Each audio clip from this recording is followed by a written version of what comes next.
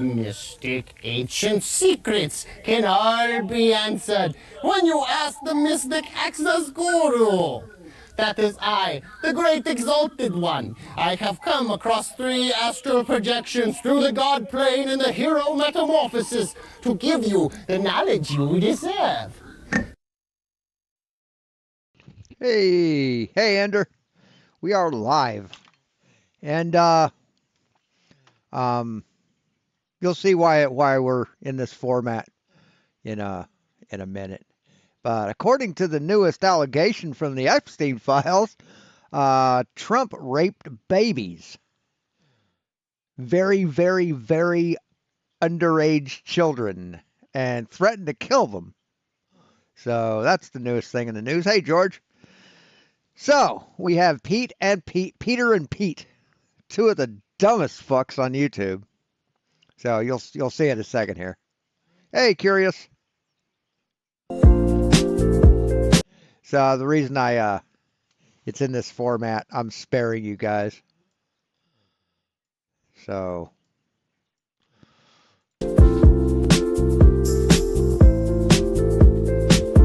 yeah, that's why. So I'll spare you.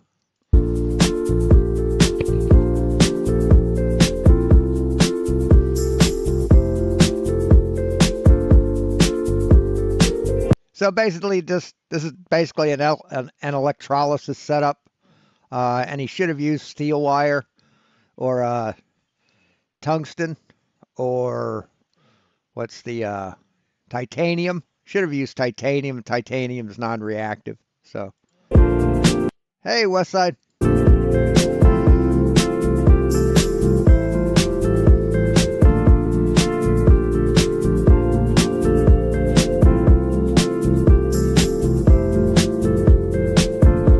The experiment looks like it's running pretty nicely here. The reason why this works is that I have added an electrolyte to this beaker of water. The cathode, which is this terminal right here, has been hooked up to the negative side of the battery. So they're done with their little drumming thing. So we'll bring it back to here.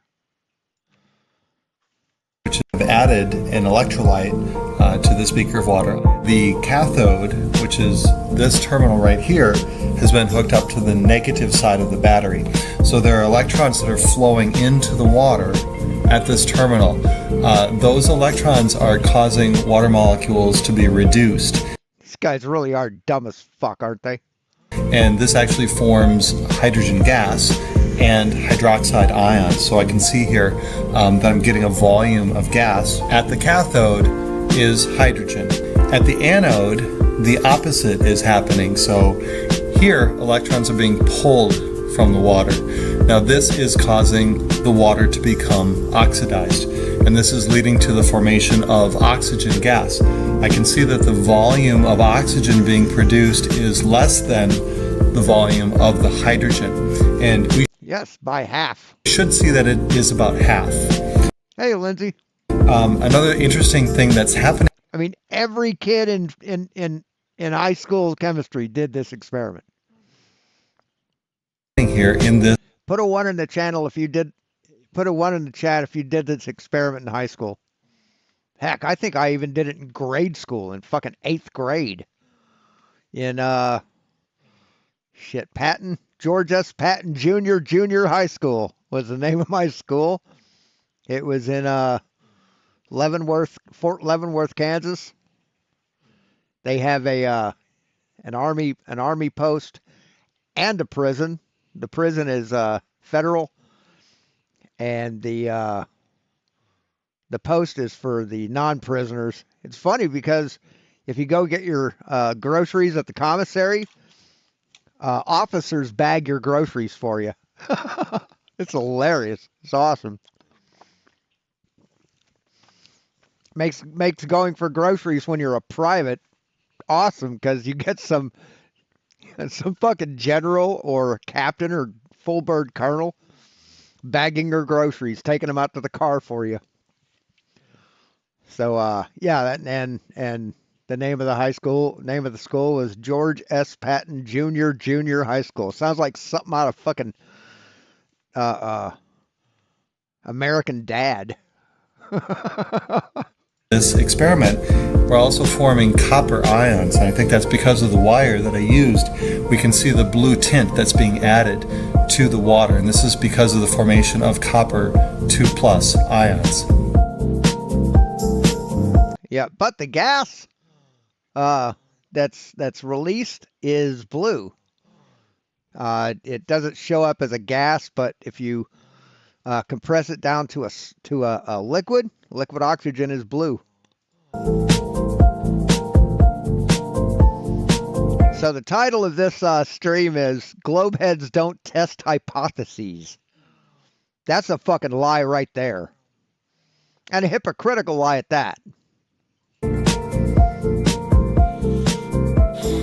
Oh, please consider subscribing. No thanks. All that drumming Why? Why would I want to subscribe to your shitty little channel? is taking a bit out of me, you know. I know, all that well, it's drumming. tiring, isn't it? Yeah, I wouldn't like to be a drummer. You've got to They do make a lovely couple, don't they? be kind of like physically fit to be. Oh, right. Well, you wouldn't want to be like Phil Collins, would you? No. But anyway, would you subscribe They think they're funny too. That's the funny thing. They think they're cute. to this channel? We wouldn't. No. But there again, what's Oh, to this one? Yeah, I'd subscribe to this because it's science, and you're not. what channels do we subscribe to? We're not really subscribers, are we? Really? Well, no, because if you know where YouTube tells you where the videos are. I know. I can't So see why you need you don't to need to subscribe. subscribe. Sure, but anyway, yeah. I mean, yeah, more Splitting. bullshit. More bullshit, isn't Oh, it? yeah, yeah. Splitting water, electrolysis of H2O. Yeah, a lot of people Or think. is that a hypothesis? Well, really, that is unfortunately a hypothesis. You can be very intelligent and very good at what you do. What? What did this dipshit say? What did he say? Hold on, I'm doing something here.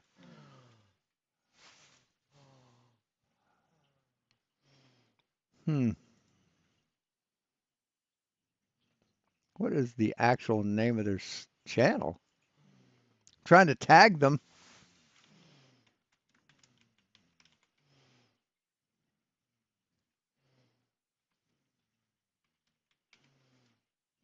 And I'm not finding their channel name.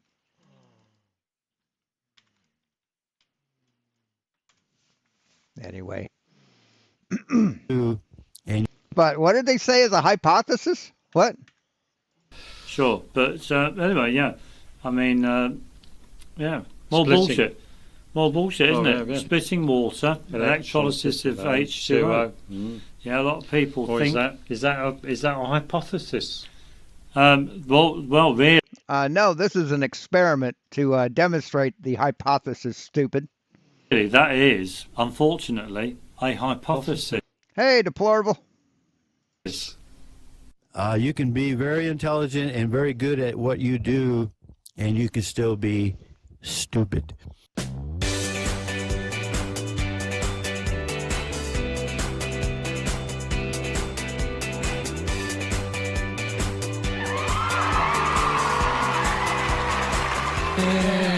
Yeah, well, Yeah, this is, I guess they have a book. This is the book. 100 Reasons Water is Not H2O. Yeah, this is how fucking dumb these people are. yeah, well, we're back again, annoying people with our views and opinions because What? They have what blocked?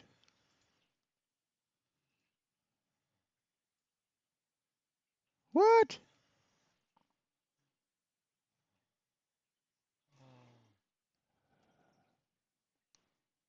Ryan S. was crying. Oh, really? Where? Link and timestamp. Because.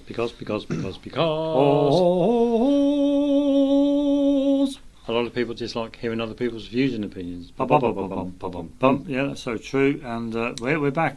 We're back, aren't we? Yeah, after how long? 5 weeks. About 5 week break because we're we're basically just running out of material, really, aren't we? Well, it feels as if we've done it all. It feels as if we've done everything Yeah, you've pretty much proven you're the dumbest fucks on YouTube.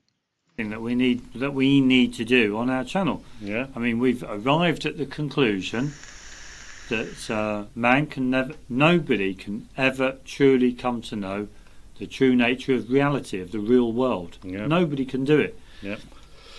And Well, you most certainly can't because you're fucking ignorant. So, but yeah, we can though. People can come up with ideas. yeah, a lot of people can come up with ideas or theories and all this kind of stuff, but coming up with actual proof To support those ideas. to support those ideas, now that's the different That's called science, dumb fuck. matter. We've arrived after how long have we been doing our channel? 2015. 2015. 9 years. 9 years 9 after years. doing our channel. Wow, 9 years and a complete waste of time. Jesus Christ, man. And looking at all the stuff we've looked at, we can firmly conclude that man can never truly come to know the true nature of the real world. Yeah. Which Oh, so you've concluded this? The two guys that don't think that hydrogen dioxide is water? That hydrogen dioxide has no hydrogen in it? Really? Is that what you fucking morons concluded? Can't do means, it. which Can't means, which means that I mean, they don't have me blocked. They don't have me blocked, right? He answers my post. man isn't going anywhere. Absolutely, of course, yeah. Going nowhere. All man can do is come up with ideas about the natural world. Yeah. What it is, what it looks like. Because it was already there before he arrived. Absolutely, man didn't make it. Yeah. Man Okay, doesn't matter if man made it or not. Doesn't matter who made it. You can test it, motherfucker. didn't make the real world, so at the end of the day, he doesn't know how it's made. Yeah. He doesn't know what it is. When you actually think about it, it's quite a scary thought, isn't it? Well, that human beings don't know the true nature of the real world. Yeah. No, it's quite a scary That was me, thought that was. for some people. Because a lot of people. Yeah, for ignorant people who spew bullshit like you. Yeah, it's a scary thought.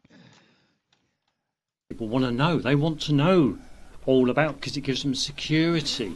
Yeah, all these people that they put themselves very high. Oh, really? So they're cowards. They're feckless fucking cowards. On these pedestals. I mean, yeah, they are. I mean, they are cowards. They chicken out a debate. They chicken out like little chicken shit bitches. Yeah, FC2 wanted to debate him, and they ran away, or somebody wanted to debate him, and they ran away. Thinking that they're superior to lots of other people because They know. they know what the sun is, what the moon is, Yeah.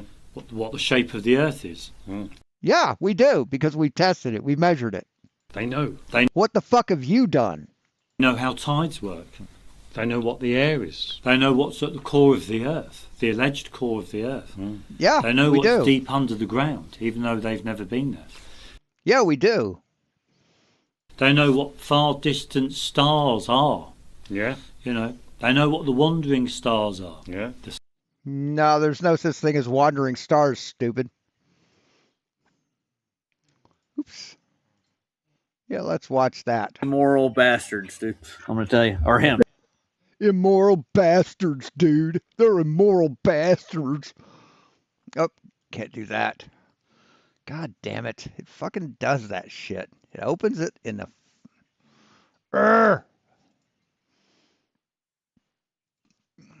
All right. There's a difference. I have to go this way. So we'll go back to 622. Orbit, because there's whatever the rendezvous with the moon gravity. It's just hilarious the stuff AI just creates for you in videos. Fucking Roger looks like a poorly drawn cartoon character, doesn't he? He looks like an AI creation, like a live human creation of a cartoon character. Like, I'm not going to do that live. Oop, do it here.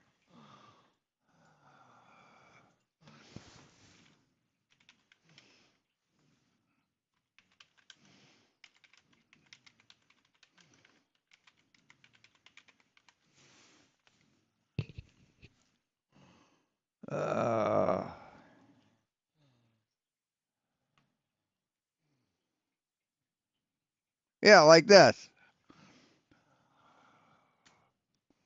See if there's any nudity. No, good. Yeah, like this, right? Where they take and they tell AI to create cartoon characters in real life. Here's Mo and Little Mermaid. Here's Mr. Burns. Here's Homer. And there's Roger. But they were lame. They were extremely lame. So Well, some of the AIs are pretty good. They're getting better. They're trying to tune them in. Right now, before we get started, I wanted to share a little video that Sirius B put out. She's got a little short.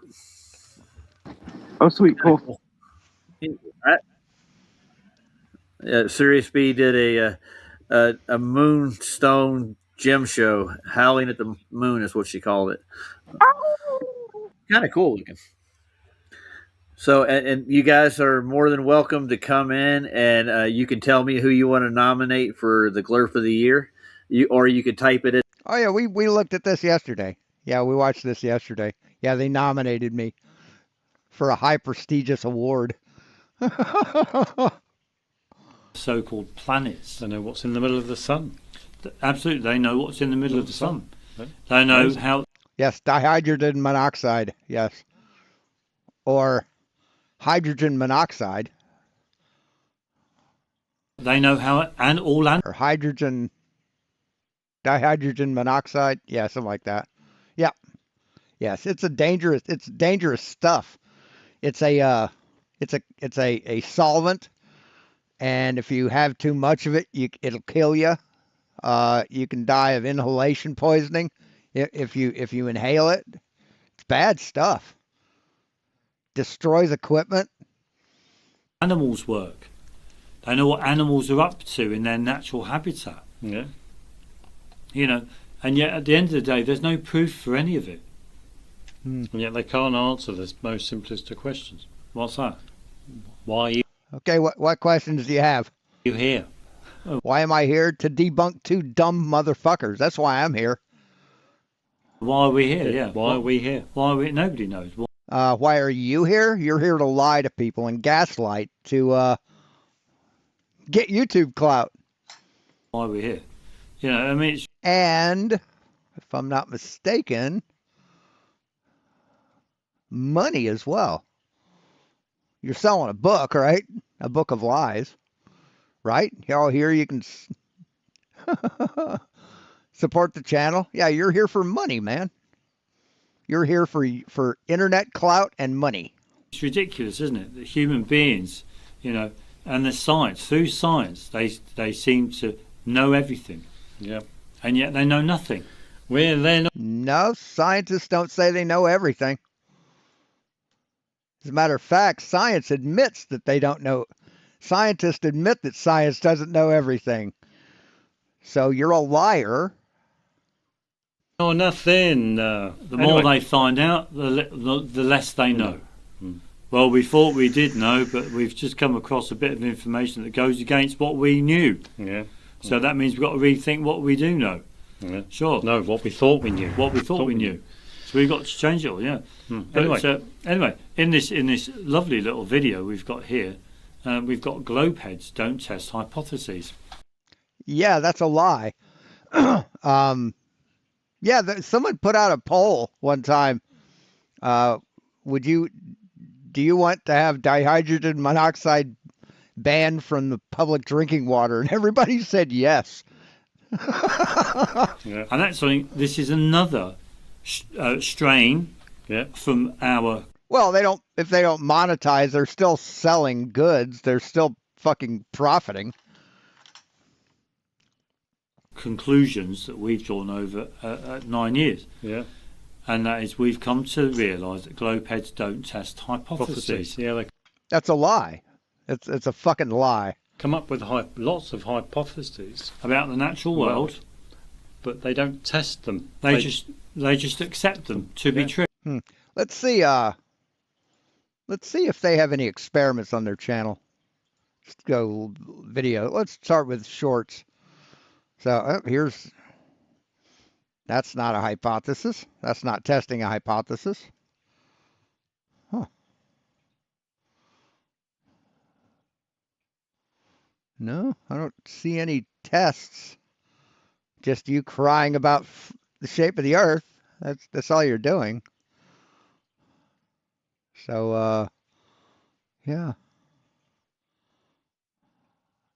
Yeah, you don't test hypotheses yourself.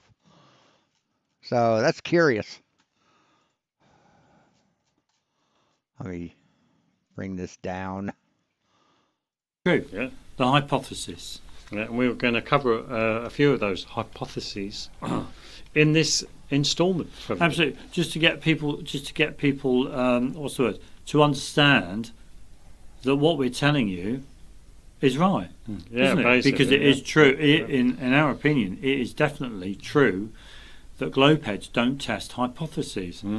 Huh. So you think all scientists are flat earthers? Hey, Logic. So you think all, and Mr. Handy, hey, you think all scientists are globers? Think any of them test hypotheses? They just accept them to be true. A lot of scientific claims are merely hypotheses that are just accepted to be true, and they all lack. So, okay. Let's see this. Oh. We've managed to do it. Yeah, we've sorted out our live transmission, as it were. It's quite a good thing. So we're live at the moment, and what we're going to do, we thought, as a little test trial, because we need to do some photosynthesis demonstrations, which we're going to do live very soon. But we thought for this one, what we would do is test the gas that we've got collected here in this bottle, because in this tub we've got just plain water from the tap, and we've got two stainless steel teaspoons propped up inside the tub, and what we've already tested the gas at the cathode, and now this bottle is suspended over the anode, and it's our understanding that it's possible that we should get either oxygen or carbon dioxide. Why would you get carbon dioxide by hydrolysis, by doing that to water? Carbon dioxide, that's what he just said. Now, we've had 24 volts running through this. You can see that at the bottom of the top, it's all gone like mud, okay? And the water is very clear. We've got bubbles coming through. We should move the camera maybe so people can get a good view on what's going on. Okay, I think what we should do is actually take the camera off the tripod. There we go. Okay, so let's just move it in so people can actually see. And I'm sure. What kind of fucking mess is this, man? What kind of fucking mess is this? Everyone can see. There's the brown, kind of like muddy, clayey stuff that's on the bottom. Looks nice. You know, mix that in with it. Looks like tea, really. Looks like you fucking use rusty spoons. Looks like you use things that were rusted. Because that's the only way you're going to get water like that when you hydrolyze metal. If you crap at making tea, you know, this stuff is for you, you know. We can see the gas coming off there. I think we can see it. Yep, we can see the small trail of what most people would say is hydrogen coming off from the cathode. Okay, we've tested. Yeah, strike a match. See if it burns. If it burns, it's not hard. It's not carbon dioxide. That, and we got quite extraordinary results from that. But what we're mainly concerned with doing live today is testing the gas that's in this bottle here. It's filled up. So what we're going to do is we're going to take the bottle off, cap it off, and we're going to empty this tub, move everything, and then we're going to turn the lights down low and test the gas with a lit splint to see what we give us an idea on what the gas is that's in the bottle. Okay, so what we'll do is we'll switch off the electrical power. There we go. And here we go. Yeah, these are just steel. They're not. Jesus Christ, man. What the fuck kind of setup is it? They got some here. I don't know what this is. Then they got this. And then they got this. What the fuck, dude? What the fuck kind of experiment is this? Are we ready? Let's go. So let's pop, there's the top. So what we do, let's just unplug this just in case there's a little bit of, or just, what do they call, ground it or something like that. I mean, I certainly don't want to get an electric shock or anything. So there we go. So we'll put this in. Now, so what's happened over a period of time is, in our understanding anyway, and it's that the water has decomposed the stainless steel. No, the electrolysis has decomposed the stainless steel. That's why the water's brown. It's rust. It's fucking iron oxide, man. With the help of the electricity, it has speeded up the process. Okay, so we'll carefully lift that over. There we go. And with the tub. And how did you get the gas inside this? Because the only way to do that would be to have the wire inside the bottle when it's full of water, so it can replace the water with the gas. What the fuck, dude? You don't know how to do an experiment. Oh, with the bottle, there we go. We'll screw the top on. There we go. Easy peasy. And what we will do is we'll empty the water and filter the sediment that's collected in here. Okay, and we'll dry it out and have a little look at it as and when. So this we may as well unclip and let's just. I don't want to spill the water, otherwise it will be a mess that I'll have to clear up. Which would be extra work for me, and I don't fancy doing that at all. So we're nearly there, wait a minute. But you know, no, it's not stainless steel. No, those are just fucking regular metal spoons or forks or whatever. It's our understanding that water decomposes materials. Yeah. Water rusts things. It oxidizes things. We can see it quite clearly with these stainless steel spoons. Let's just take this. Let's take this piece of wood off. There we go. And let's take this off. So they're the spoons. You can see those lovely ones. Oh, I see what he did. Everyone can see.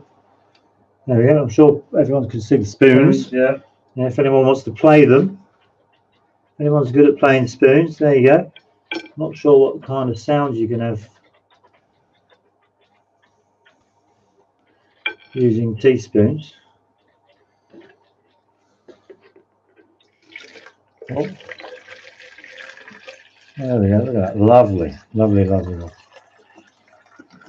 There we go. You can see all that brown muck in the bottom rust. Yeah, now this. You know, there's an easier way to do that, right? You know that? All this Jesus brown fucking stuff coming Christ. out. There we go. Look at that. We can even see some dark black. There's some dark, not much, but there's some dark stuff in there. I would say that they're coke, because coke and iron ore. Coke? You mean, holy Jesus. You mean bituminous coal that's been cooked, that's been heated up in the absence of oxygen? You mean that's what coke is, you fucking moron. Makes steel, and because it's stainless steel, there should be.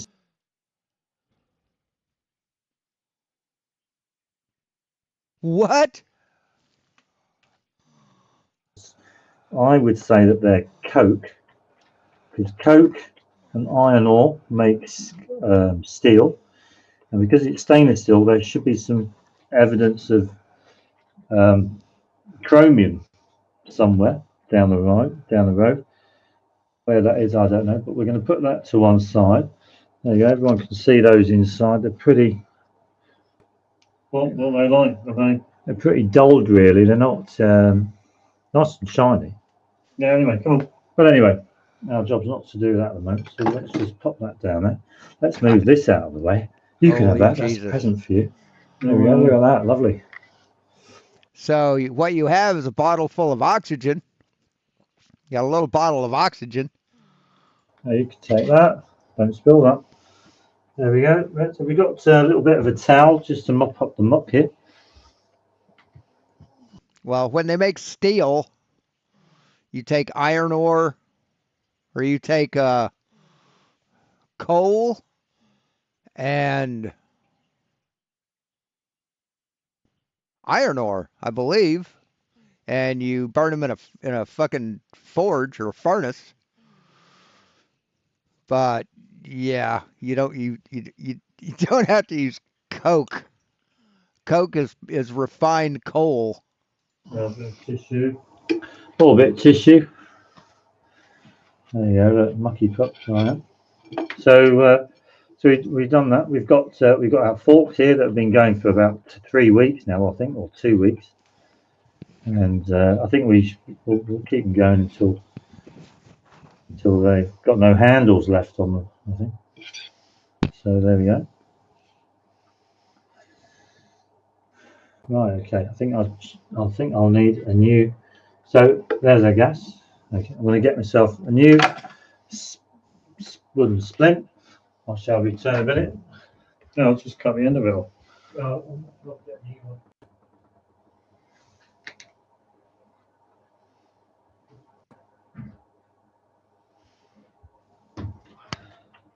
So this is basically the morons version of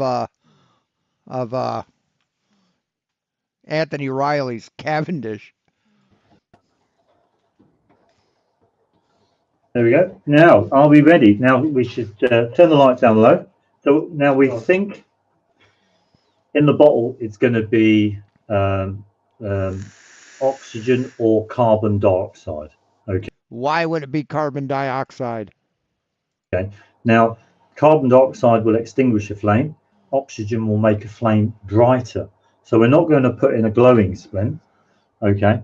We're going to put in a lit splint into the bottle. Okay, so if we could zoom in on the bottle a little bit, or why do you fill a bottle with? Why didn't you put a bottle over the other one, and then test that? Why didn't they do that? Notice they only have one bottle. See, water breaks down into two constituents. There we go. I think we can. That's it. That'll do. Beautiful. There we go. Look at this. So you can do the bottle, and I'll light the splints. Turn the light down, por favor. Please. Tension. Drum roll. Tensions. What's it going to be? I have to admit, I mean, doing this photosynthesis stuff is really making Christmas so exciting. Go on then. If you're ready. I'm ready.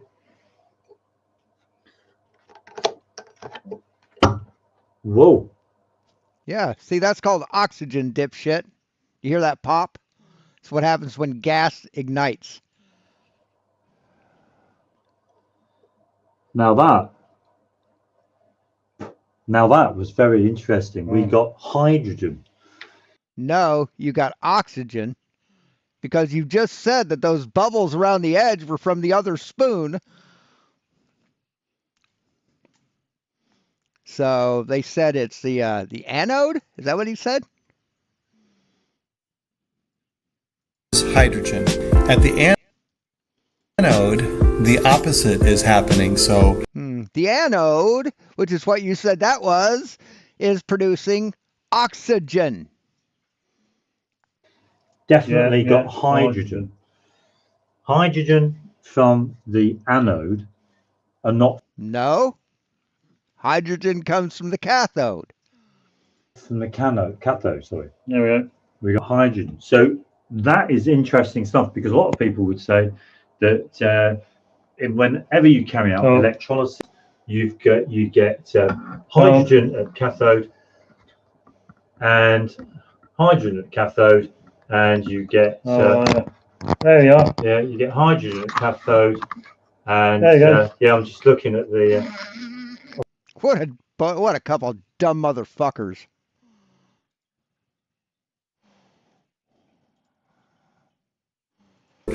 here, electrons are being pulled from the water. Now this is causing the water to become oxidized. And this Apparently they knew the Earth was round. Now round is round could be a tabletop. Well, that's round, isn't it? Yeah, round could be a tabletop. On the top. Round could be a tabletop. Oh, they aren't talking about a sphere. It's just round. Yeah, are spheres round, dumb fuck? Yeah, they are, aren't they? Surface of that cup. A tabletop is flat, but it's round. Yeah. So why is it when you talk to a globe head, do they say that the Greeks knew the Earth? They cover that. They say that an awful lot, and yet hold on. Because we measured the Earth as spherical, dumb fuck. But there's a difference. But the globe is spherical. Meant to be spherical, not round, but spherical. Yeah. Why is it? Yeah, good point, Curious UK Debugs. Yeah, they said that they got hydrogen, but how can you get hydrogen from water if hydrogen doesn't come from water? How'd that happen? These globe heads keep banging on about, well, the ancient Greeks knew the Earth was round. Yeah. Well, okay. Yeah, they did. Yes, 2,500 years ago. Round is like a tabletop. No, they meant spherical, dipshit. You know what the fuck they're talking about. Round, yeah? Tabletop's flat, but it's round. Oh. But they like to round confuse. is not spherical. Yeah, but they like to confuse people. Yeah, but Yeah, round is spherical. Yes, the sphere is round, dumb fuck. When you're talking about the Earth being round, you're talking about a globe. God damn, these people are dumb. These people are just criminally ignorant. These people should know what they're saying, and they should say the ancient Greeks knew it was a sphere. Oh, right. But they can't say that because they'd be lying. Absolutely. That's why they say it was round. Absolutely. I mean, how do you go through life being this fucking dishonest and this fucking proud of it? How? How do you go through life doing this? They may well have thought that the Earth, the level Earth, was indeed round. Oh, well, they may well have done. Yeah. They had a perimeter. Yeah. They may well have done it. I don't well, know. because They may well have. No, they tested it. They measured it as spherical, stupid. You think that Eratosthenes measured the shadow on that stick to see if it was round like this? You stupid motherfuckers. they would have thought that something would have had to have contained the water. Well, Yeah, gravity contains the water. absolutely, something would have Yeah. had to have contained the water. There's Jesus Christ. Eratosthenes. Eratosthenes looking out. No, it's Eratosthenes, you fucking half-wits. Over the stretch of water and thinking to himself, now something must be You can be very containing intelligent. all this water. Because it's here. Absolutely, there's water here, Yeah. so something must be containing it. If there was nothing containing the There water... must be something on the other side. Yes. If nothing was containing the water, there wouldn't be any water there. Except we have gravity, stupid. It'll just rush off No, wherever. Yeah. And you do get tired of talking to globeheads because they are literally, they can't think, can they? Well, they are wrapped up in their own delusions. Absolutely, Oh, that's some fucking projection, isn't it? of course, yeah. But anyway, Anyway, Jesus fucking Christ. They're wrapped up in their own delusions, aren't they? is that we're going to suspend this semi-inflated balloon in the tube and watch it expand, because that is essentially what would happen if there was a vacuum present. The balloon would fill the container, and this is what it's going to do. So let's demonstrate this so everyone knows that we are pulling a vacuum in this tube. Because one of the things we've got to remember, all of these people who say, well, you don't have a vacuum in your tube, we're questioning the strength of your vacuum. But think about it. Jesus fucking Christ. hey, come on, let's get on and do something So tangible. what should we do first then, Peter? Well, let's revisit the video we showcased at the beginning. Well, I think we should do. Okay, let's go I over think- to Mount Rainier. Yeah, I think we should go over to Mount Rainier. Now, where's the didgeridoo? Having a clue. Hold on.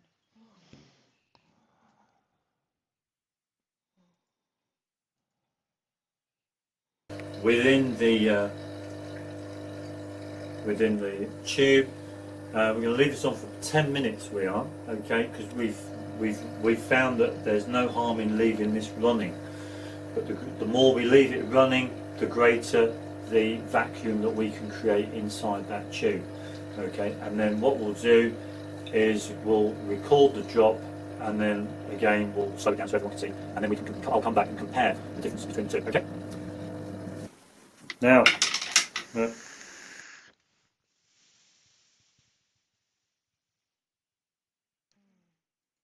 So they dropped two objects at different times.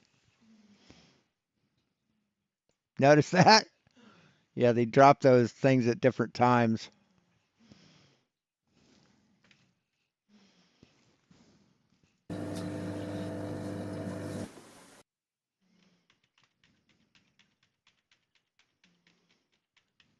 Yeah, there's one. There's the second one. Why'd you drop it at different times? Yeah.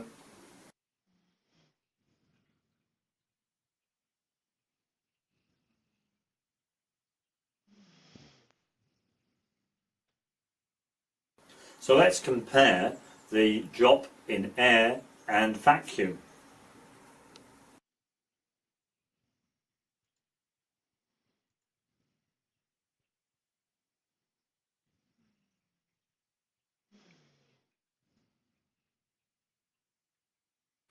Well, we've seen from the video footage that we do have a vacuum present in the tube. We've compared the drop of our wood veneer and nut in both air and vacuum, and we can see the difference in the rate of fall, especially with regards to the lighter object, the wood veneer. In air, the wood veneer will twist and turn, and its rate of fall is a lot slower Hey, Lisa. than in the vacuum, where you see a much smoother fall and a much quicker rate of fall as well. So we can demonstrate that we are using vacuum.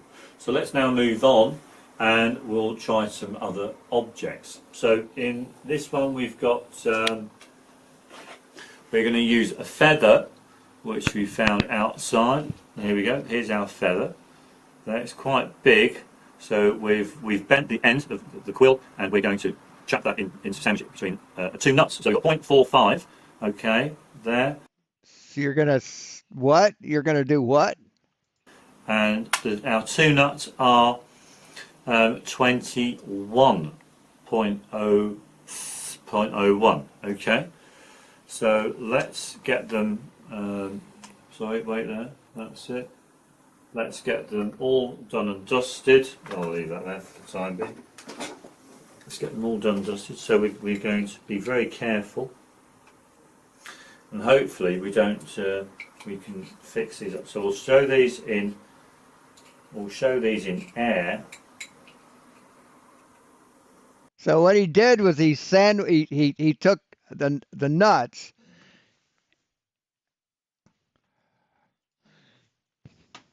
He took the nuts and he put them in the cap on top of the piece of veneer. And I guess he held it with a magnet and then pulled the magnet away, so then the things drop. But if you got something that's Jesus Christ, this is not a good experiment. Not a good experiment at all. And there we go. So we've got that there. That's there you go. Be good for an Indian, that would, wouldn't it? Eh? So there we go. We're going to do this, and we're going to try and bend this into the.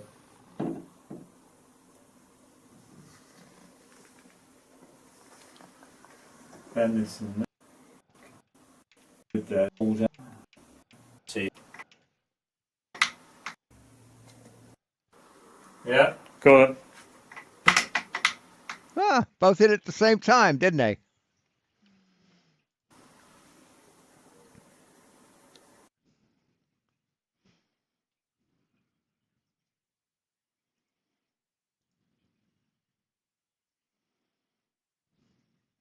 Well, the nut hit first.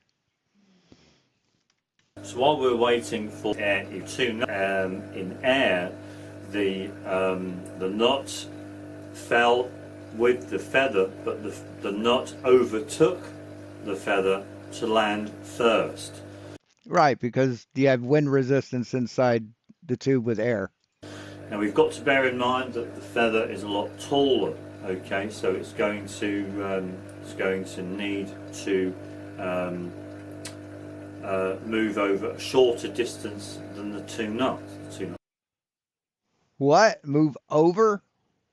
We'll have to do that. So we'll have to bear that in mind. So, you know, let's see how this goes in vacuum. Yeah.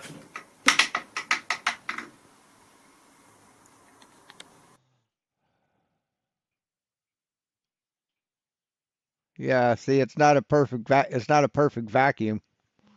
So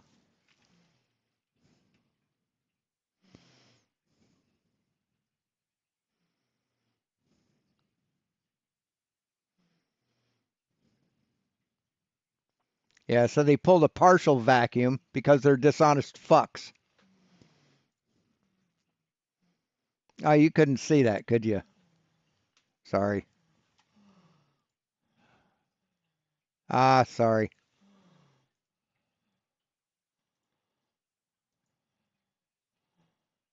Yeah, look at this shit. Yeah, that's not a vacuum. That's a partial vacuum. That's not a vacuum.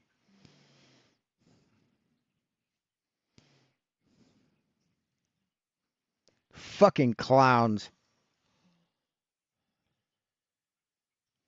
So we've had a look at the video footage of that drop, and again we see similar results in air and vacuum. The nut and feather were released, and the nut overtakes the feather to fall and hit the bottom of the tube first. Yeah.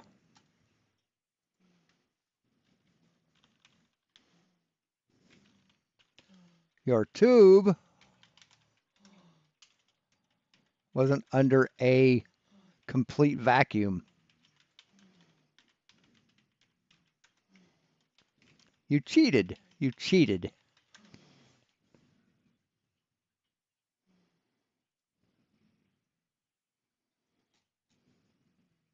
Fucking assholes. I can't get the taskbar up. Well, you need to. Why? Oh, right, okay. Just lying motherfuckers.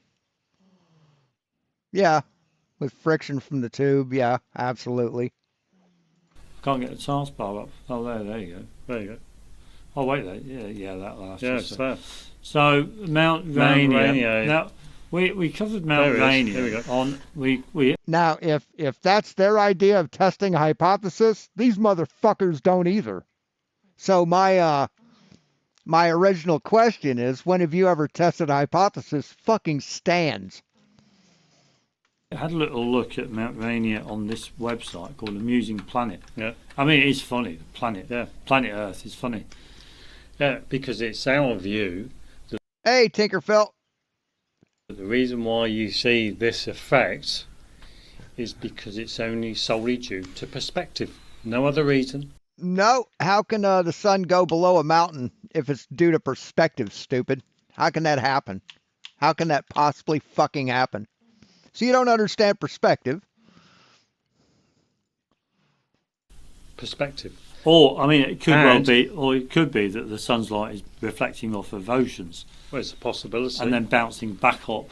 Yeah, and it's hitting the bottoms. a possibility. It's a possibility. But then, do you see this in the morning? How could how could the sunlight reflect off of an ocean when that's in the middle of the fucking forest, dumb fuck?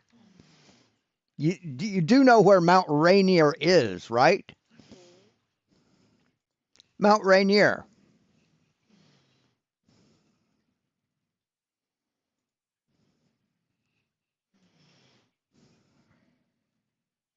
So here's Mount Rainier.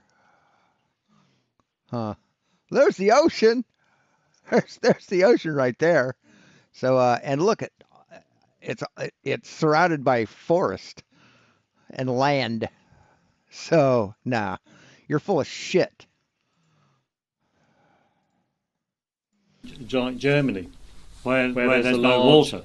Where there's a large landmass. Yeah, between say Germany and the sun's overhead position and Germany. Yeah. Germany? This is Washington State, stupid. What do you mean Germany? This is Washington State. Nowhere near Germany. And I don't know. I've not lived in Germany to know. Here there must be a gap in the clouds here because we can see the sunlight. It's bright. Yeah, sure. Yeah. Right, because it's low on the horizon because the Earth spins, stupid. So there must be a gap in the cloud so that light is able to peer through. So let me ask you a question, ignorant. How can you have a flat Earth, a mountain that's here,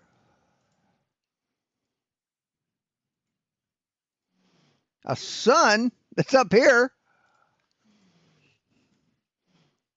casting shadows this direction? How does that happen, stupid? How does that fucking happen? How does the sun's light go from all the way up here, go down, and then curve and come up? How does that work, dumb fuck? How does that work? You know how it works? You know how it works, idiots? Because the sun's down here, motherfucker.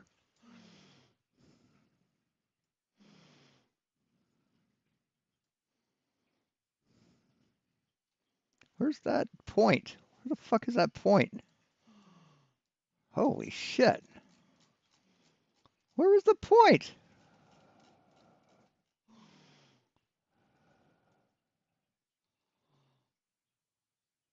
What the hell?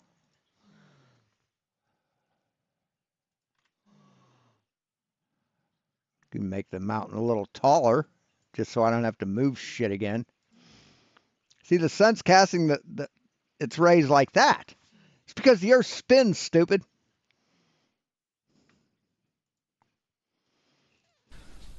Yeah. And cast a shadow on the underside of the clouds because the sun is at the lowest point in the sky. Yeah, sure.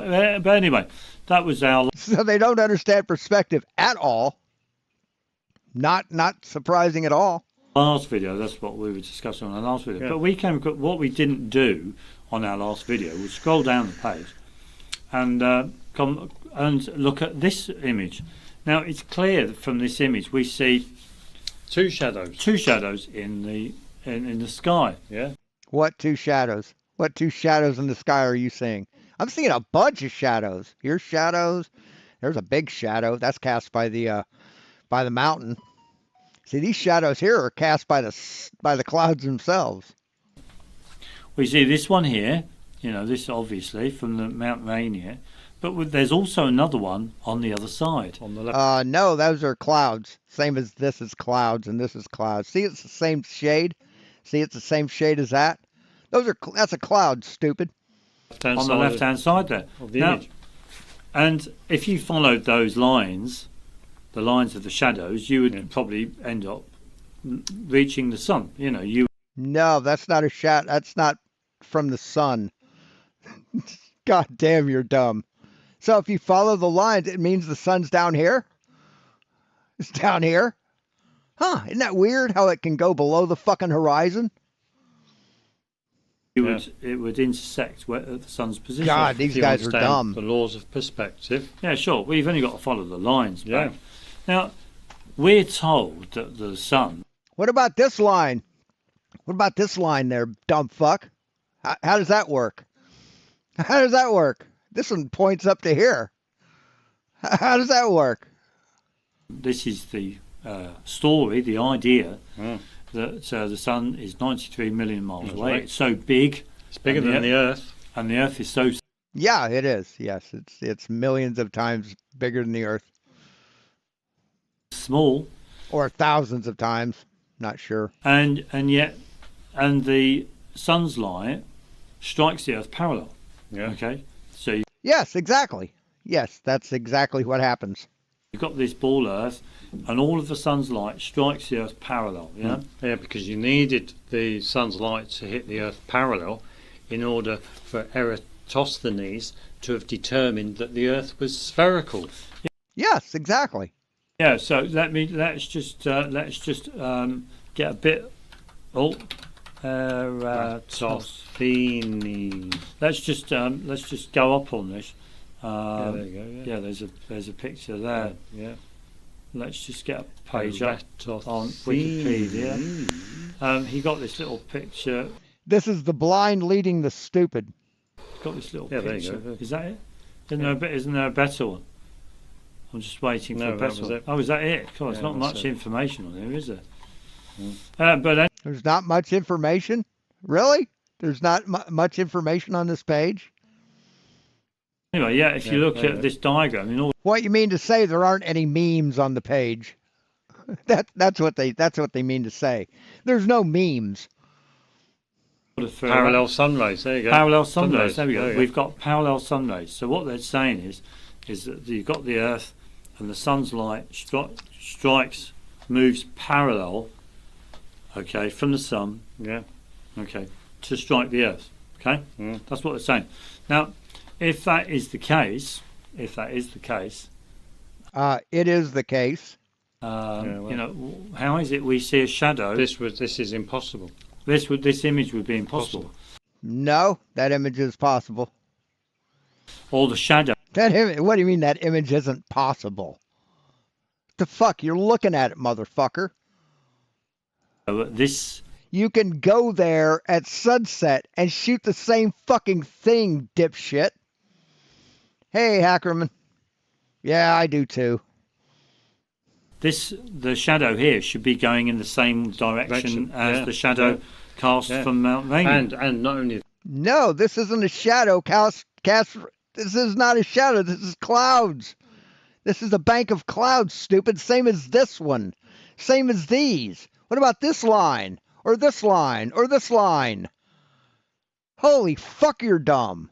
that, but the whole horizon that you're looking at would be evenly lit. It would be evenly lit. Why? You have clouds. You've got heavy clouds. Why would it be even? And it is evenly lit, motherfucker. Look at how evenly lit it is. You got a break in the clouds, which lets the sun be brighter there. God, these people are fucking ignorant. You wouldn't see this at all. You'd see yellow across the whole length of the horizon. Yeah.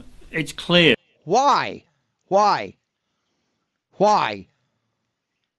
It's just your opinion? The sun's localized. The sun's localized, and it's clear that the diagram here is just bullshit. Bullshit. It's just total crock of But crap. this Oh, okay. So, yeah, this is bullshit, but you tell the truth? Jesus fucking Christ, these guys. Not smart at all. Not smart at all. This diagram is just an idea. It's just information. It's a calculation to support the idea that the Earth is a globe. Right. This is proof that the Earth is a globe. This is proof of curvature. I know it hurts your fucking ignorant little feelings. It's only That's there all it to is. support the idea. Yeah, That's all. it's only a diagram on, Yeah. on a computer screen that somebody's drawn up. Right. It's a diagram describing the math that it took to determine that the Earth is a sphere. That's what this is. It's a diagram. Did you see the rest of the fucking page, asshole? Because they're good at mathematics and they've put it into a picture kind of form, but it doesn't reflect the real world. Yeah. In my opinion, this image does not Oh, in your opinion? Well, you're dumb as dog shit, so your opinion means absolutely fucking nothing, man. reflect the real world. Yeah. The real world is a level plane. That's my opinion. And Prove it. Here. Prove the Earth is flat. Present a navigable map, a model,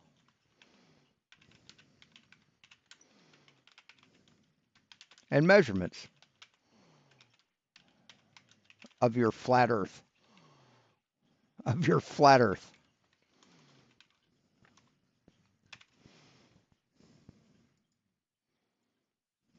I hate that the M and N key are like right next to each other. this is total rubbish. You know, the mathematics might work, but I'm not interested. Hey Dan, how you doing? Yes, British version of Beavis and Butthead. Absolutely. See whether it works or not. I'm talking about the actual shape of the Earth. That's not mathematics. You know, they're saying Yes, it is mathematics. Yes, absolutely. That's how we determine the shape and size of the Earth. parallel sunrays. Yeah. And yet, if there are parallel sunrays, Let's see it in the real world. well, why is it the shadows aren't parallel here? that Why we isn't see the in whole? diagram? Why, What do you mean, why is the shadows not parallel? Because this is perspective, stupid. Things get bigger when they're closer to you. God damn it. Holy fucking shit. You know, kind of like,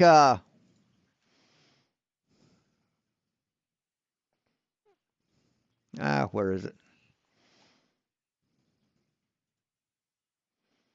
I don't think I have it saved anywhere. Where's my YouTube? Where is it? Desktop? YouTube files?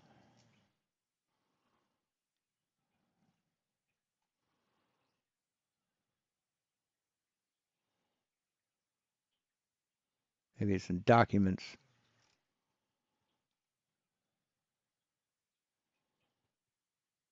What the hell? Desktop.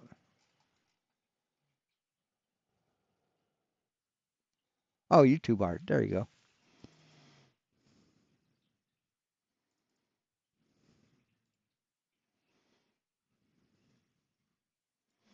Yeah, here you go, dumb fucks.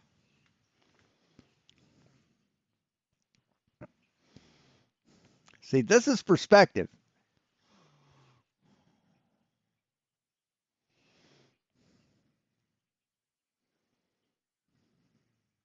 See, this is perspective. See how this...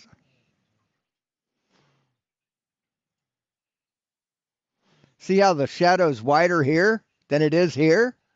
That's called perspective. Jesus Christ, these people are ignorant. why isn't the entire horizon lit up? Absolutely. I mean, it's quite a very simple, what's the word? Criticism. Observation. Criticism of the idea that the Earth is a ball. No, it's not a valid criticism because all you're giving us is your opinion. It's No, no, a legitimate criticism. Yeah. And yet nobody can show that it's wrong. Yeah, no, yeah. Nobody can show. Although that it is curved, but the sunlight does strike parallel. But the reason is because of this. It's because of refraction, or it's because of this. I mean, we're not interested in just. No. That's because of perspective. The sun being below the horizon is because the Earth is a sphere. Excuses, you know. I mean, it's illuminating the underside of the clouds. How can the sun be lower than the clouds? It's fucking impossible on a flat Earth. you think this image here depicts a sun where the light from the sun is striking the Earth parallel, okay, then I'd like to know why the shadows are going off at different angles like that. Just explained it. And the whole of the horizon isn't lit up as well. So there's two things. You've got shadows going off at different angles, and you've got the whole horizon that isn't lit up. Yeah, absolutely, of course, yeah. I mean, let us know what... Jesus fuck, these guys are stupid. So they just destroyed 2,500 years of science just by saying stupid shit. Isn't that great? You think, but now saying a postcard. But in our view, it's simply because the globe Earth is a load of rubbish. Yeah, it's only an idea. It's only an idea, and the Earth is a level plane. Level plane.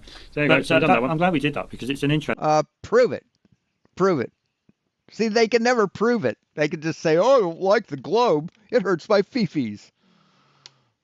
Interesting photo, and the worst thing is that it's on this Amusing Planet website. So he's even bunged up an information on in a photograph that goes against the idea that the Earth is a planet. Yeah, I know. Yeah. No, it doesn't. You're fucking liars. I mean, people have got no kind of sense or savvy. That's because only if they see one bit of information that suits them, they'll just put it up. Sure. Yeah, absolutely. Of course. Yeah. Anyway, none of these. Oh, one bit of information. It doesn't look like one bit there, buddy. See how many photographs? There's one. Yeah, I know. Yeah. I mean, people have got no kind of sense or savvy. That's because only if they see one bit of information that suits them, they'll just put it up. Sure. Yeah, absolutely. Five. Anyway, none of these images actually prove that the Earth is a globe. Yeah, I know. Six. Yeah, it does prove the Earth is a globe. You're just too fucking ignorant and dishonest to understand it. None of this doesn't at all. Anyway, come on. Anyway, so next one then, Peter. Well, let's go on to the next one then, Peter. Let's have a go at. We'll go on to Skullpunk's comment. Skullpunk's comment on Simon Dan. I've got to just leave it like that. Yeah, I've got to sort that out because it's a bit annoying that it doesn't get the taskbar doesn't come up. Well, there you go. Just leave it like that. Anyway, Skullpunk. Where did he go? On Simon Dan's video here. Yeah, so we got Simon Dan. Is this the experiment that will end flat Earth? Do you know what I mean? It's crazy talk. Absolutely, of course. Yeah, this is all as if it's going to end the flat Earth. Yeah, as if it won't end flat Earth because we are living. Yeah, but you see, yeah, see, the flat Earth is dead. TFE killed it finally, but you're just the chickens hopping around the yard with your head off. That's what you are. You got your cult head chopped off, and you're just you can't. Your body doesn't know you're dead yet. The thing is that I've become to realise that flat Earth, it's not about the shape of the Earth. It's about having proof for the claims that you make. Okay, prove the Earth is flat. You're making a claim. Prove it. Prove it. Prove it. Prove it. Prove it. And not accepting hypotheses or ideas to be true. This is the crux of the whole argument with flat Earth. It's got nothing to do with globe Earth. Oh, with globe Earth. But it's got nothing. But I can't prove the Earth is flat. Well, you can't. Why? If that's reality, you should be able to prove it, right? But we can prove that the Earth is a sphere. Really? I can't prove the Earth is flat. Because I'm not saying I can't prove the Earth is flat. You got to be dumb to believe in something that you can't prove.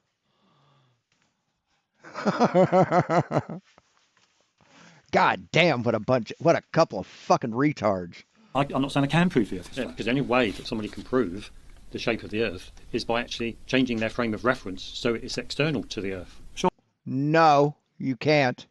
No, you don't have to do that. You measure it, motherfucker. Oh, yeah, but nobody can do that. Actually look at it. Sure. There you go. Okay, so you change your frame of reference.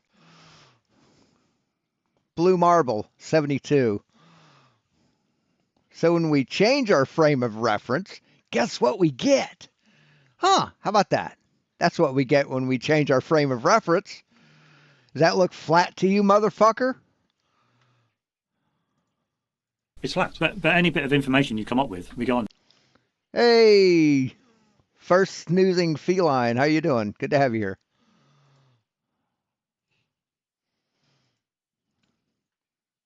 This doof. Yeah, exactly.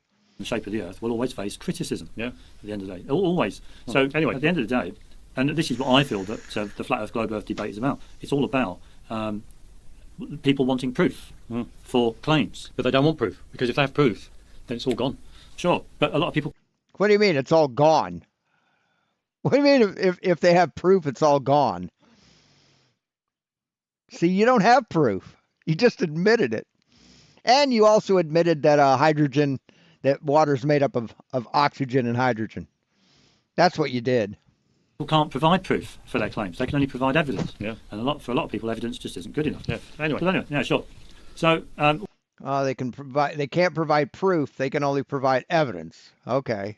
Okay, Mr. Science. we wrote a comment.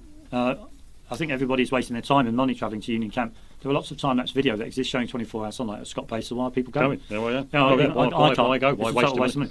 Or why waste other people's money? Oh, right. So the question should be, how do we prove the Earth is a globe? Now this is the whole point. Yeah. No, that's not. See, we aren't making the claim. You're making the claim that the Earth is flat. Prove it. Prove it, motherfuckers. This is what people should be doing. If you can't do it, then you See, all you get is opinion and excuses from these fucking animals. That's all you get. got to think to yourself, oh, we can't prove the Earth is a globe. Bullshit. Therefore, we could be wrong. Bullshit. Without proof, our idea about Bullshit. the shape of the Earth. Bullshit. Bullshit. Bullshit. Bullshit. Bullshit. Exactly. Could be wrong. I mean, how does 24-hour sun at that particular location demonstrate the Earth is a globe? Observing a 24-hour sun in a certain location does not prove anything other than Yeah, it does. Oh, it most fucking certainly does. It proves that the Earth can't be flat. It absolutely does that because they saw the sun do something it couldn't possibly do on a flat Earth. Be south of them when they're further south than the sun could ever go. If you had a car that was on a leash, right? That was on it, or a dog that was on a chain, and the tree's back here, right? And the chain's 20 feet long, and you go that way 40 feet, and then you look away from the post that dog is tied to. Can you ever see that fucking dog in front of you when you're looking away from it? Hey, Hanzo, you fucking can't, can you? what you observe. That is 24-hour sunlight in that location. Yeah. In my opinion, nobody truly knows how the celestial objects work and what they truly are. So Well, you're dumb as fuck. We absolutely know what they are and how the celestial objects work. Kepler, bunch of different people have explained it, but you're just too dumb to fucking understand it. the real explanation why there is 24-hour sunlight in certain parts of Antarctica, that is at Scott Base and Union Camp, will always remain shrouded in mystery, and the flat Earth versus globe Earth debate will continue for years to come. Yep. It remains the case that all people can ever do is it remains the case that all people can ever do to understand the natural world in which they live is formulate ideas about the natural world. But for those ideas, Are you reading a script? He's reading a script. He's reading a fucking script. to be a true reflection of the real world, they have to be proved, which humans cannot do. Yep. I mean, So you can't experiment on anything? Oh my God, these guys are fucking retards. good little comment. Yeah. But Skullpunk art, according to the map generally used by flat earthers, the sun could not possibly light up Antarctica for 24 hours without lighting the rest of the planet as well. Absolutely. Oh, okay. They're reading comments. I see what they're doing. It should do that anyway, but of course they refuse to explain how anything in their models. Right, okay.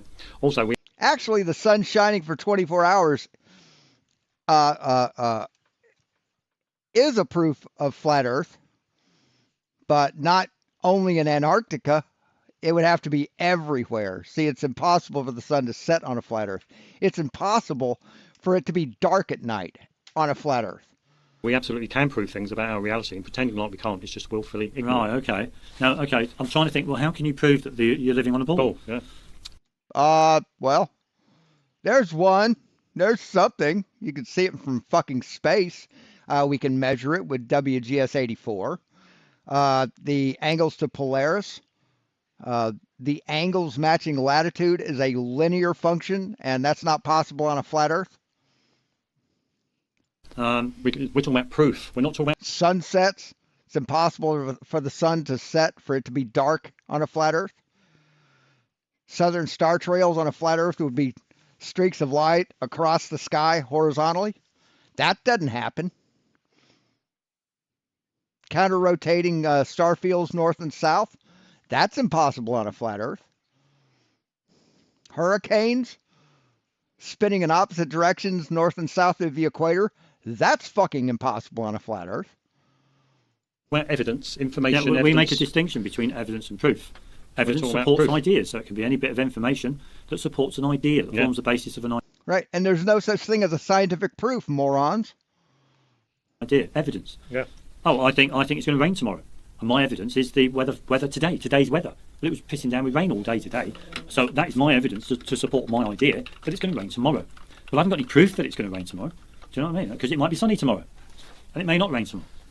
But anyway, I didn't realise you left all those comments. No, they've just What appeared? YouTube comments are what's the word? Oh, unreliable. Unreliable. Yeah, they're Unreliable. very, I think YouTube have got a policy in place where if you post a lot of comments, they will ghost you. Yeah. They will ghost you. A lot of your comments will disappear. Yeah. And they'll piss you about. Yeah, because that's the only way they can deal with people Arguing and bickering on the internet. Because it's actually, in our view, it's actually increased. Absolutely, of course. So many people. You know, so many doing people it. are arguing on YouTube. It's unbelievable.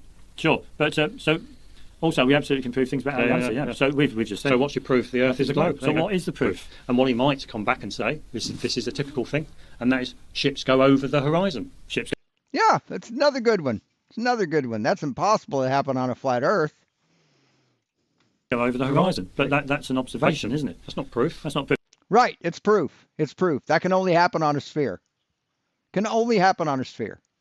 I was talking to somebody a couple of weeks ago when I was out with Vic, and I said, look, you and me could be here on a beach where we've got the telescope set up. Okay, now we're looking through the eyepiece of the telescope, and what we see, okay, is the water, okay, line of water, okay, and They really think they're cute, don't they? They really think they're cute. above the water we see the boat, but the boat's at the bottom of the boat is obscured by the water. Okay, so we Yes, by the curvature of the Earth. both make that observation, yeah? You would agree with that. We're both making the same observation. Okay, now according to science, this is what you do. You make an observation, okay, so we both look through the telescope, made an observation about the boat on the horizon, okay? Now we come up with a hypothesis. Well, why is it the bottom of the boat cannot be seen? Because the Earth's curve is in the way, stupid. See, on a flat Earth, oops, it's not what I wanted.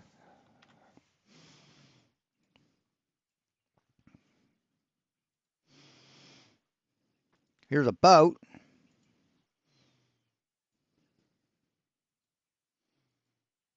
Right? There's a boat. Here's you. Here's you, your little pinhead. And so tell me, at what point does this flat water get in the way of this angle of view? When does that happen, motherfuckers? When does that happen? But if you go like, oops.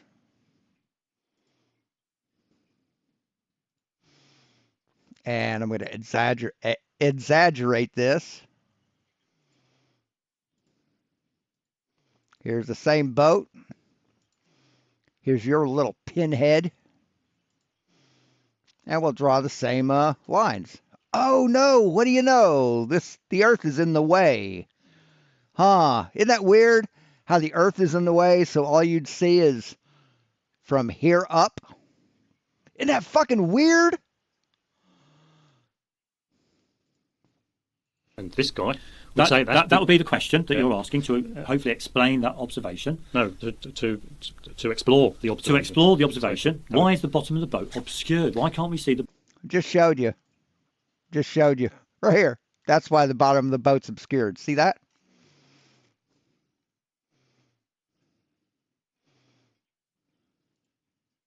See that?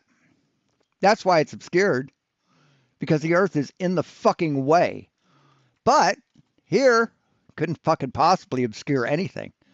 Because it's below your fucking line of sight, motherfuckers. The bottom of the boat. Now, Skullpunk Art will come along and say, well, I think it's because the Earth is a globe and the water is curving between you and the boat. That's why. Okay. Right. Yes. Yes. Just like this. Just like this. See that? See that? See that, you fucking cretins? Well, that's a hypothesis, isn't it? Yeah, well, absolutely. That's an idea. That's a hypothesis. So, well, But hold on. I could turn it off. It's because the Earth's a globe. The Earth is a globe. That's why. oh, right, okay. So, but that's a hypothesis Yeah. to explain or account No, that's a statement of fact. That's a statement of fact. for the observation. But you can test that statement of fact. I'm actually making, if I was Skullpunk art, I would actually be making an unsubstantiated claim. Absolutely, of course, because I could No, here's the substantiation right here. There you go. say, well, in my opinion, I think what's happening is that the boat is beyond the horizon, the visible horizon, and because it's Yeah, are they one of those dumb fucks that are they those Jesus Christ, they think that the seabed determines the shape of the surface? Oh my God. Holy fuck. beyond the visible horizon, it will get hidden by the water because the water forms the visible horizon. But you've also got to remember there's swells in water the further you go out. Absolutely, you've got swell. No. I mean, there's a constant swell 24/7. That it's called the Earth, dipshit. It's called the surface of the Earth. That can reach even up to 5 meters in height. You know, there's trough peaks and troughs in water. Water is always moving. Oh, so how many meters? Horizon. But you've also got to remember there's swells in water the further you go out. Absolutely, you've got swells that can reach even up to 5 meters in height. You know, there's 5 meters in height. 5 meters? That's 15 feet, 16, 17 feet. So you think there's 17-foot waves all the fucking time? trough peaks and troughs in water. Water is always moving. But anyway, but there's an alternative explanation to account. What about when there isn't those fucking swells? What about when there isn't a 5-foot wave between you and it? What about then, motherfucker? For the observation, why you can't see the bottom of the boat. Okay, so you've got the globe idea, hypothesis to account for the observation, but you've also got another idea which is just as valid. Just as valid. Okay. No, it's not just as valid. No, it's not, because we don't have constant swells of 15 feet. But how can we now? What we should do to be scientific is what we should do is test the hypotheses. Now I know I can't test my hypothesis. So Why? Why can't you test your hypothesis? I just tested it. I just tested it right here. I just tested it for you. So, so someone who's really, really fucking dumb just tested your hypothesis that you said can't be tested. You know how ignorant that makes you? So I can't make it scientific. Why can't you test your hypothesis? Because it's beyond me to test. It's out of your... Oh, it's beyond you. Oh, it's beyond me. I can't do it. What? Beyond your fucking education level? Yeah. Limitations. It's out of my limitations. I don't have the technology or even the apparatus or anything to be able to know whether it's because of the boat being further away than the visible horizon. Yeah. Okay. Dude, I'm using a free app on my computer. Granted, my computer cost about $1,500, but I'm using a free app. See, GeoGebra is free to use, dumb fuck. And you can test your hypotheses using visuals. So, yeah, see, it's impossible for the Earth to be flat. I ought to make this bigger. Oops. Oops.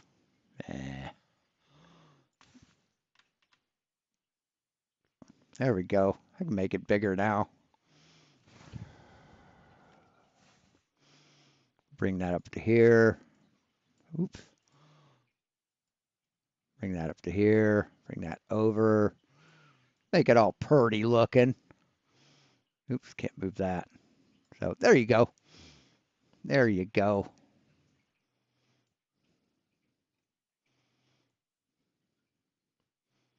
Yeah, this is as pretty as I'm going to get it. So, which do you think represents reality better? This one or this one? Because we're talking miles. We're talking a long distance here. So it's just an idea. That's all it is. Yeah. I know that, and I'll keep it as an idea. But the trouble is with these globe heads is that Skullpunk. people like Skullpunk, for example, they think their hypothesis is true, Yeah. and No, a hypothesis can't be true. A hypothesis is a guess. Your experiments prove that it's either true or false, but no, a hypothesis can't be true or false. it is because of the curling water. Yeah, but they're not testing it. Because I was talking to somebody a few weeks ago, and I mentioned this when we were both looking through the telescope. So you've come On up the with your beach, idea. yeah. We're both on the beach. We're both seeing the same thing here. You've come up with your idea. I've come up with my idea. Now, to be scientific, what are you going to do to test that hypothesis? Well, what are you going to do to test your hypothesis? What are you going to do?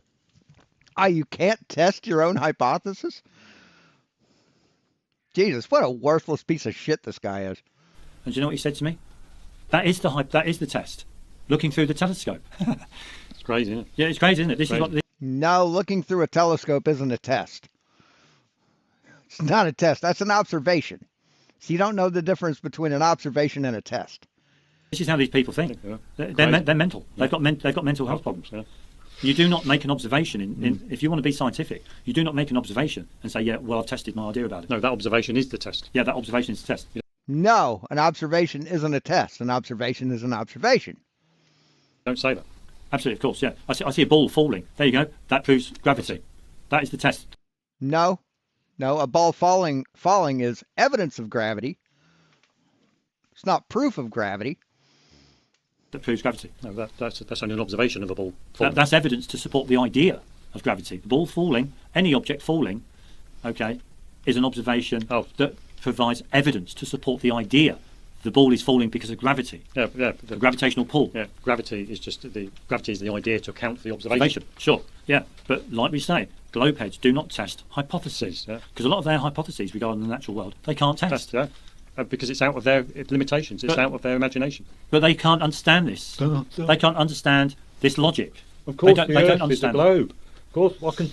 What logic? What logic are we not understanding? What logic are we not understanding, asshole? Steve, I can see that the Earth is a globe. Absolutely, of course, yeah. So, but it was quite good that this guy I was talking to, he actually understood where I was coming from. Yeah, because it's common sense. The observation does not test the hypothesis. You need. This is just a bad Monty Python skit, man. These guys can't be serious. These guys cannot be serious. This has to be fucking rage bait.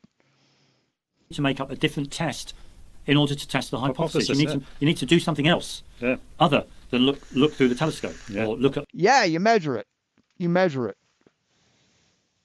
something fall in order to test your hypothesis about the reasons why the object falls or why the boat is obscured by water. The bottom of the boat is obscured by water. Yeah. Right, just showed you. Yeah, just showed you. And this is an exact understanding that we gave to Skullpunk Clark. Yeah, and yet he thinks we are willfully ignorant. Yeah. I mean, Yes, you are willfully ignorant. You've just proven it. You've proven how willfully ignorant you are. You know how you proved it? When you said, "Oh, I can't test I can't test my theory. I can't test it." But you've got to test yours. That's how we know you're willfully ignorant. I mean, how ridiculous is that? We're not willfully ignorant. We just don't accept hypotheses to be true. Because that's willfully ignorant. That's willfully ignorant. Why? You know. Anyway, come on, let's get on. But anyway, I mean, so that's that really. I mean, that's done there. Yeah. So what next then, Peter? Let's get up the. Well, let's get on some of our other. Well, let's revisit the video we showcased at the beginning. Oh, right, yeah. Excuse me, sorry. Yeah, this is in line with our globe heads don't test hypothesis. Yeah. This is another example. Yeah. Okay, Plenty more to come. Come on. I mean, we can fire examples. So Blue Marble Science didn't test the hypothesis of Cavendish. He didn't test that. MC Toon didn't test his hypothesis about the path of the sun in the sky. He didn't do that. You fucking lying sacks of shit. Examples all of the time about this. Oh, tell you what, let's go on the recent comment we've had. Lying sacks of shit. So I can go up and go here. Yeah, Palador. Yeah, there we go. Palador. The Palador. Well, Larry Moore, WOOT, left a comment 2 years ago. why are the alkali earth metals so reactive? Yeah. And in our opinion, the reason why the alkali earth metals are so reactive is because they contain a lot of hydrogen. Yeah, I'd probably. What? What?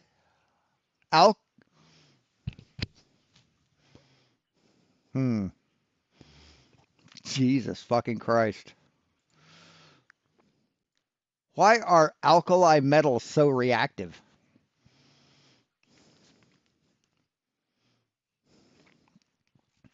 Alkali metals, group 1, are highly reactive because they only have one valence electron, which they easily lose to achieve a stable, full outer shell.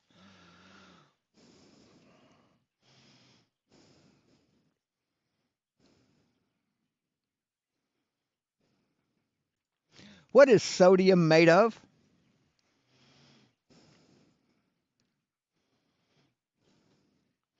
Sodium is a highly reactive, soft, silvery white alkali metal element. An element means there isn't anything but it in it. Symbol Na, atomic number 1, composed of atoms containing 11 protons, 11 electrons, and typically 12 neutrons. It is never found in pure form in nature due to its high reactivity, but rather a compound like NaCl, sodium chloride. So there's no fucking hydrogen in sodium. There's no hydrogen in metals, you dumb motherfucker, in elements. Do you know what an element is? What is an element? I'm glad the fucking microphone's working today. What is an element? An element is a pure substance consisting of only one type of atom, defined by having a specific identical number of protons in its atomic nucleus, you dumb motherfuckers. There's no fucking hydrogen in a goddamn alkali metal, you dumb motherfuckers. Holy shit, these guys are stupid. Go with that. Basically, in the water breaks down the alkali Material. earth metal and releases that hydrogen. Sure. But anyway. Oh my God. No, but why is hydrogen on the left-hand side of the periodic table? There is an interesting article called blah, blah, blah, blah, blah, blah, blah, blah. Oh, right, yeah, sure. And if you open up the comments, yeah. Well, we've come across this before. I think hydrogen shouldn't even be included in group 1. Because if we had it our way, hydrogen will form the basis of all the elements.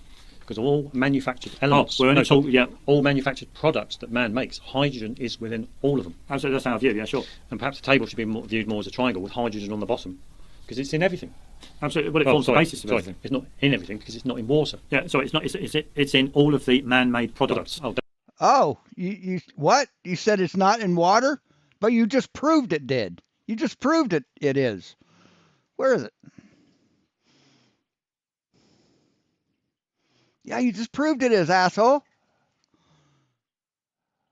You can be very intelligent. Take the object. That's the wrong one. Go back a little. Is this it? No. What the fuck? Where is it? Did I click on the wrong one? You can be very intelligent. Where is the video I had up before? Oh, here it is. Chat. See, you just proved it, motherfucker. See if we can get to the point. Yeah, here's where he zooms into it. Watch. Tripod, there we go. Okay, so let's just move it in so people can actually see. And I'm sure everyone can see. Yeah, see, here's one spoon. He has the bottle over the other spoon. So, yeah, he kind of did it right to collect oxygen, but he just let the hydrogen escape free. There's the brown, kind of like muddy, clayey stuff that's on the bottom. Looks nice. You know, mix that in with it. Looks like tea, really. If you crap at making tea, you know, this stuff is for you, you know. We can see the gas coming off there. I think we can see it. Yep, we can see the small trail of what most people would say is hydrogen coming off. Yeah, it's hydrogen from the cathode. Okay, we've tested that, and we got quite extraordinary results from that. But what we're take your split, light it on fire, and hold it there. See if it catches on fire. So you just admitted that's hydrogen. Hydrogen, yeah, hydrogen. Yeah. Sure. and the heaviest known material, organ-essence, should be at the top, because that would contain lots of hydrogen. Yeah, sure. But anyway, he continues. Larry Larry Moore. Moore continues. And Palador says, would love a video on the proper table of elements. We wrote that a day ago. We replied, there you go. Well, hydrogen is contained in all products that man manufactures. No, it isn't. No, it's not. Hydrogen isn't contained in all products that man manufactures. God damn, you're fucking ignorant. Holy fucking shit. So aluminium, for example, in our opinion, isn't an element. No, hydrogen, yes, aluminum is an element. Yes. Well, it's a metal that's created from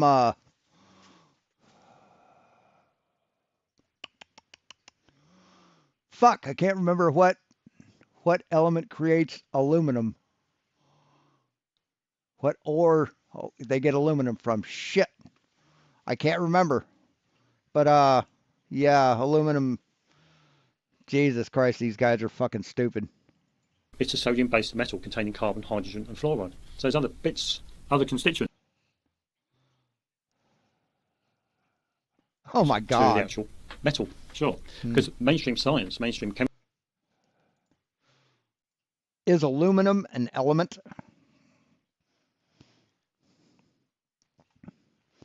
Aluminum, element. Aluminum is a chemical element with symbol AI or AL and atomic number 13, classified as a post-transitional metal. Yeah. What's it made from? Can't remember what it's made from.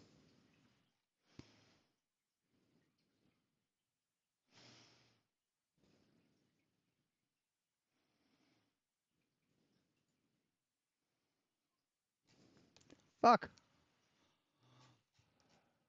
Bauxite. Yes, thank you. Chemistry puts down metals I mean, as these being guys pure are just elements. fucking lying about everything. Yeah, but they're not. But they're not, because you've got other bits in the metal.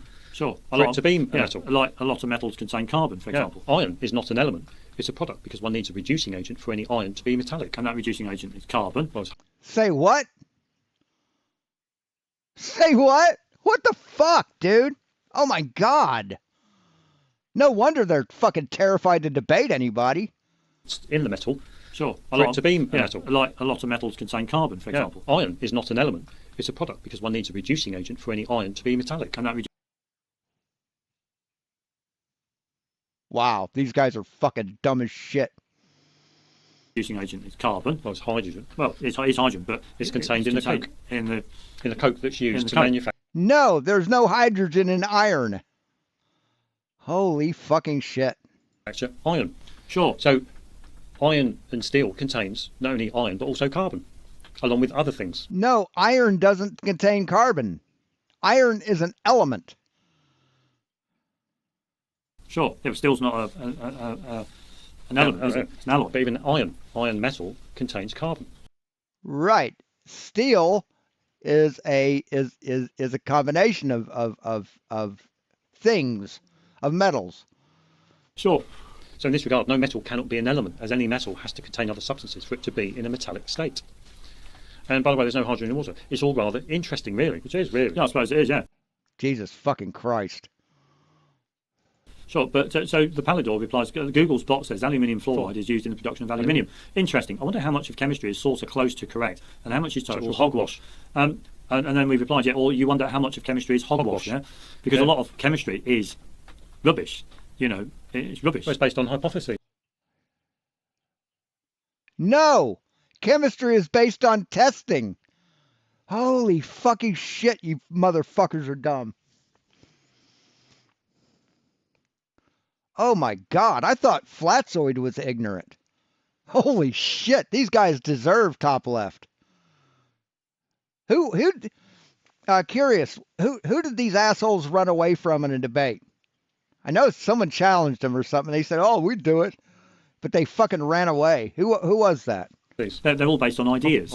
Ideas about the constituents of the air. Ideas about the constituents of water. Ideas about the constituents of the ores that are brought up to the surface. Yeah, stating that something in its metallic form is an element. It's pure. Yes. Yes, iron is a pure element. It's a chemical element. It's pure. It's an element. Yeah, sure. That is completely wrong in our understanding. Yeah, no, yeah, sure. Yeah. Well, you don't understand shit, motherfucker. You're dumb as dog shit. In our understanding. Oh my God. Yeah, because Even gold contains hydrogen. Yeah. Gold, silver, platinum. Hey, Cygnus. Well, how would you know? How would you test that something is? How could you know that a metallic substance is pure? Because it You test it. You test it, motherfucker. wouldn't break down. It would. Yeah, it wouldn't break It down. wouldn't break down at all. If it's a pure substance, it wouldn't break down. Yeah, it does. Yes, you can break down any substance. You most fucking certainly can. With an acid, with water, depending on what it is. Holy fuck, you're just dumb. I mean, goddamn, holy shit. How do you go through life this fucking ignorant? How do you make it through a fucking day? But then It's that simple. Yeah, Sure. It would not break down. But you still need that. You still need a lot of hydrogen in order for it to No, you don't need. Together. bond together. That's why it's not pure. That's why. Yeah, because there's hydrogen there. Because all materials break down. But there we go. I've got to admit, yeah, it's quite interesting, really. You know, to understand the natural world in a Holy better shit. way Yeah. than the mainstream Western Understanding of elements and all this kind. You mean the worldwide fucking understanding of it? You think just people in the West think this? It's the entire fucking world, asshole. Of stuff, the Yeah, periodic yeah. table, all that kind of stuff. But So from Sure. this, let's go to the video we showcased at the beginning. the video we showed These guys are fucking ignorant, man. Using water. Here we Now, go, yeah. We've covered this. numerous times, but Numerous this times. is another example of where a lot of people accept hypotheses to be true that are untested. Okay, Yeah. you know, Now, what's interesting here is that if we look at its setup, the wires are inserted into upside-down test tubes that are filled with water. I mean, there's tons of videos about this. Oh, yeah, absolutely, of course, yeah. Tons. Yeah, and they all prove you wrong.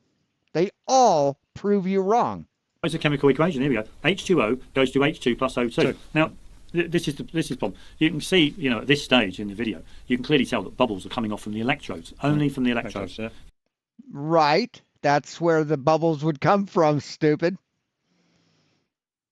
Okay, so at the tip of each electrode, you'll see bubbles coming off. Yeah. You know what that tells me? The Right. That's how electrolysis works. Decomposing. the electrodes are decomposing. No, the water's decomposing. The water is being hydrolyzed or electrolyzed. I don't know how to pronounce that word. Using electricity. It's breaking it up into its constituents, hydrogen and oxygen. And the bubbles, the gases, are originating from the electrodes. Well, yeah, that's what. And or the electrolyte, because the electrolyte could move within the water and go towards one or the other electrode. Yeah. I mean, it's possible. I mean, Yeah. I don't know.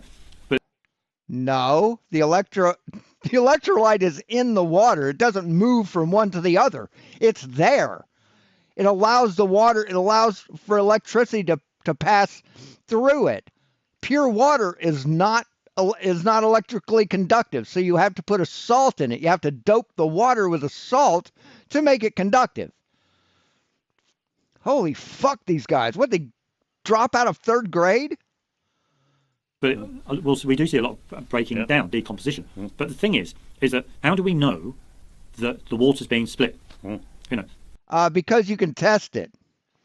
Because if you run it, when you run the experiment, you can see that one of them is half full and the other one is twice as full. How do we know? Just from this so observation. they have this. Because you can test the gas.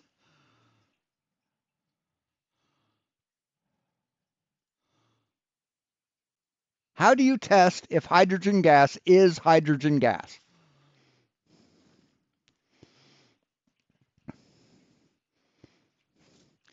To test for hydrogen gas, H2, introduce a burning splint to a sample of the gas.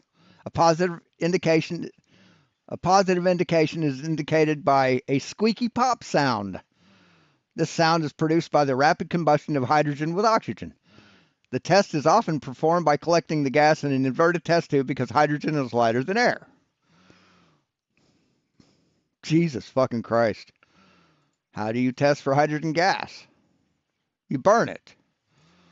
Does carbon dioxide fucking burn? observation. Okay, bubbles coming off at each electrode, and they think they can test the gases. You can test them. One could be hydrogen, the other one could be oxygen. Okay, okay. Right. One is hydrogen and the other is oxygen. We're not arguing that. Okay, we know that's true. Okay, so now, so you see this observation. Now you make a hypothesis. Okay, to explain the observation. So you say, well, the bubbles. Well, I think what's happening here is that the water is being split. Oh, right, yeah. Into hydrogen and oxygen. Well, this is similar to Carlisle and Nicholson. Carlisle in Nicholson, 1800. Sure. And Carlisle and William Carlisle. William Nicholson. Well, can we go on? Well, we don't need to go on that one. Yeah, Nicholson and sorry, Carlisle. this one. William Nicholson. Oh, sorry. Anthony Carlisle. Yeah. Now, these guys, Anthony Carlisle and William Nicholson. Yeah, he, in 1800. He and William Nicholson discovered electrolysis by passing a voltaic current through water, decomposing it into its constituent elements of hydrogen and oxygen. Okay.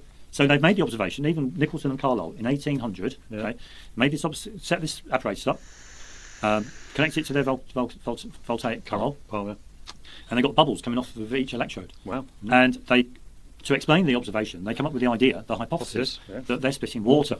Because it supported Antoine Lavoisier's idea that water is made of hydrogen and oxygen. Yeah, because I think he was probably the first person to come up with the idea that water's made of hydrogen and oxygen. Absolutely. But anyway.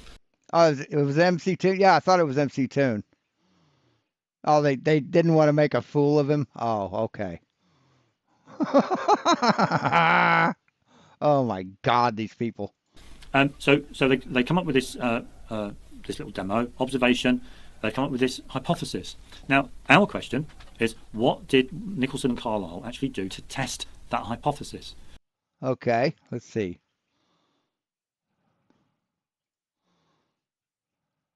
What was the names? Question. Nicholson and Carlisle. What did Nicholson and Carlisle do to test our hypothesis? They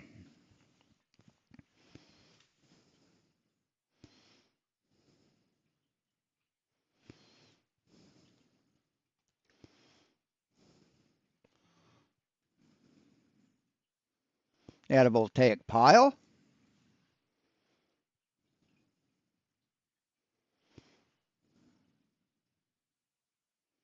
Nicholson records in his paper that by the 30th of April, 1800, Carlisle had completed construction of the pile, which that's the battery. So this is what they did to fucking test their shit, man.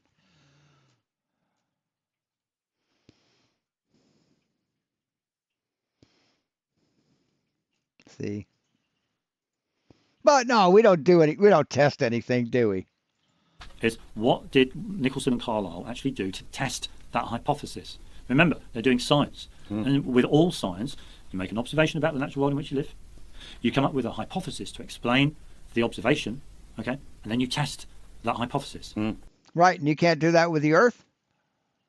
You can't do that with the Earth? Is the Earth natural? Okay. And then if your test is good, successful, then you can accept the hypothesis. If it's unsuccessful, you can reject the hypothesis. Well, when you think about it, the hypothesis has been developed into a truth. Into a truth, if it's been tested, so it's confirmed. So what did Nicholson and Carlisle do to test or confirm their hypothesis? Truth is a legal term. Truth is a legal term.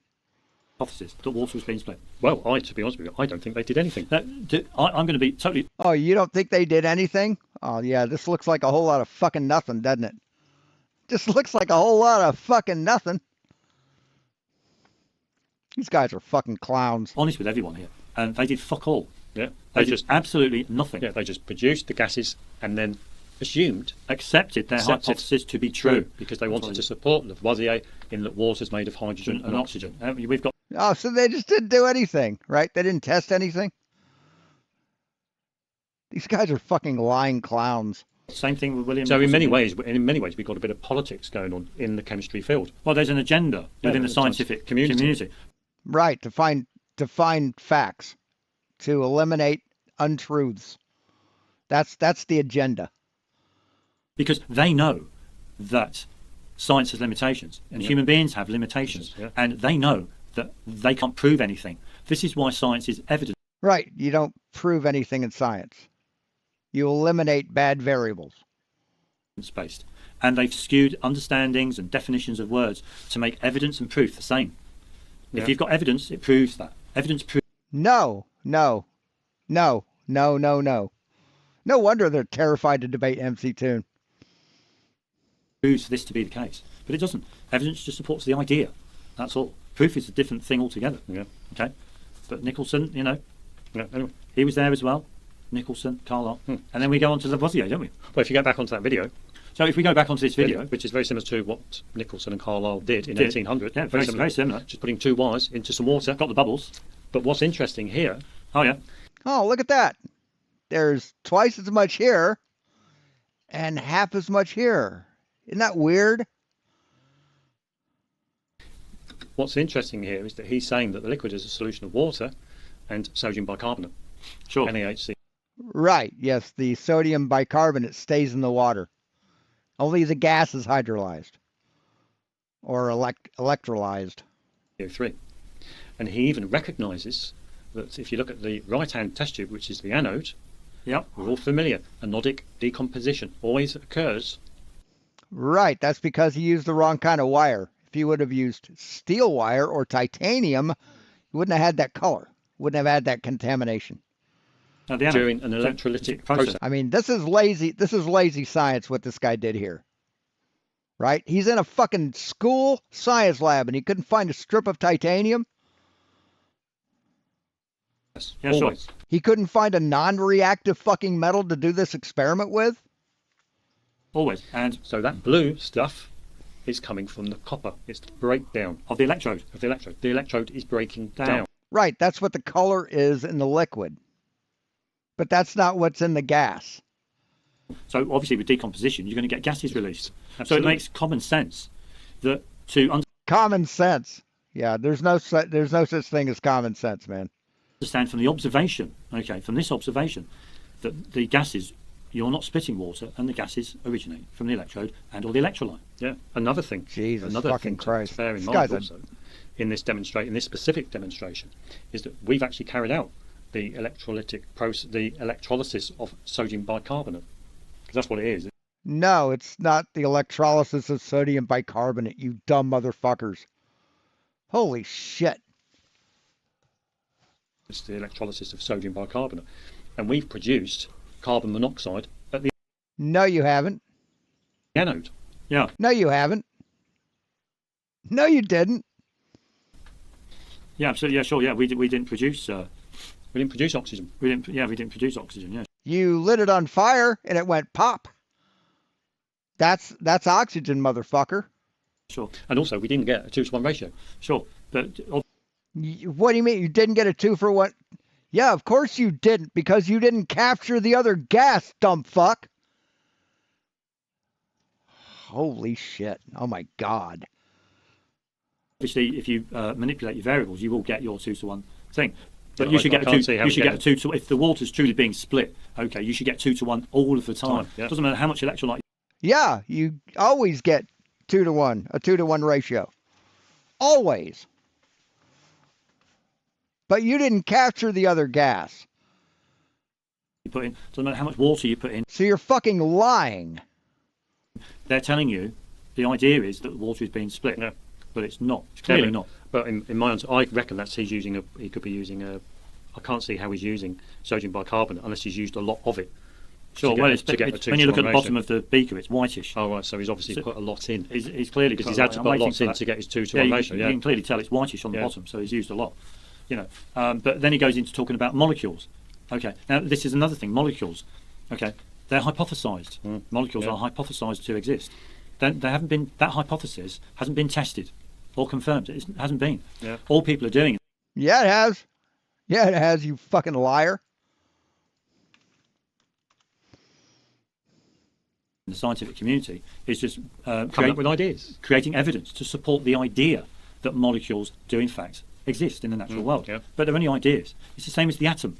The atom is an idea. It's an idea. No, it's not an idea. Oh my fucking Jesus. So here's the synopsis of their book. There are many myths in the world. Some would call conspiracies. some would call lies. Whatever the case, water being H2O is one of them. Through the pages, the author represents 100 reasons why water is not comprised of hydrogen and oxygen, two elements existing as gases at room temperature, yet liquid water comprises of the same elements at the same temperature. Yes, it's because they're fucking Jesus Christ, oh my God. It's a very interesting read. Just to get you started, ask yourself this question. What substance decomposes water? A substance doesn't decompose water. Electricity and heat does. Jesus fucking Christ. Oh my God. 150 pages. Holy crap. This is sad. I mean, these people are fucking pathetic.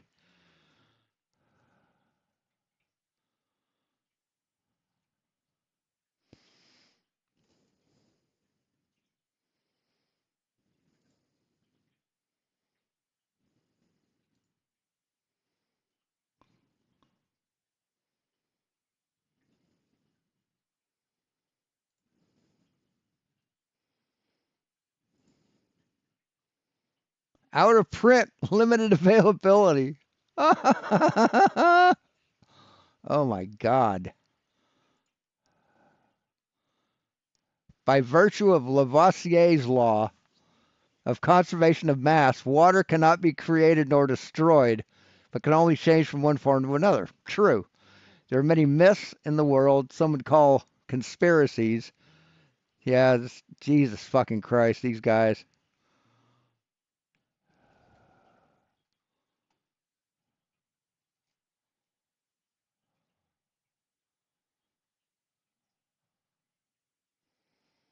Chris says, priced correct in my opinion, as well worth a $5. Oh my Jesus. Yes, the book is comprised of incorrect, made-up rubbish. The worst book I have ever had the misfortune of reading.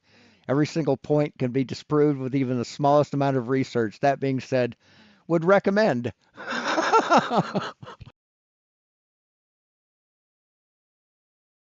Yes, don't keep the comedy to yourself. Jesus fucking Christ. Well, how do you get it, man? How do you get it?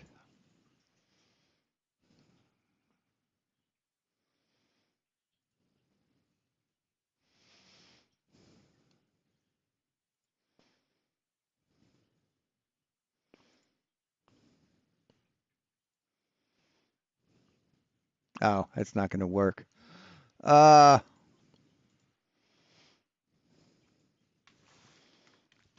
that. Open it up in Amazon, actually.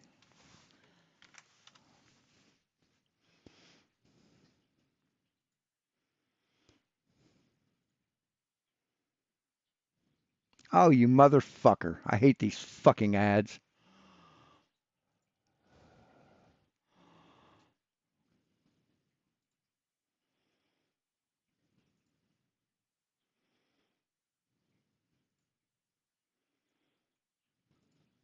What? Oh, here we go.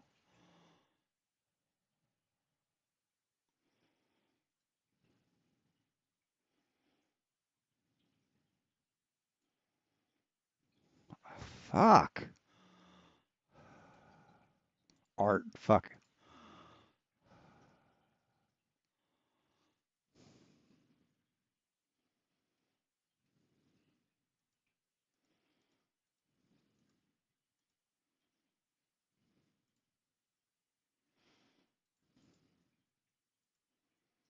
Now that's fucking horse shit. Anyway. That people have made up in order to account for what constitutes matter. Okay, it's an idea, but there's no proof that atoms are real and do.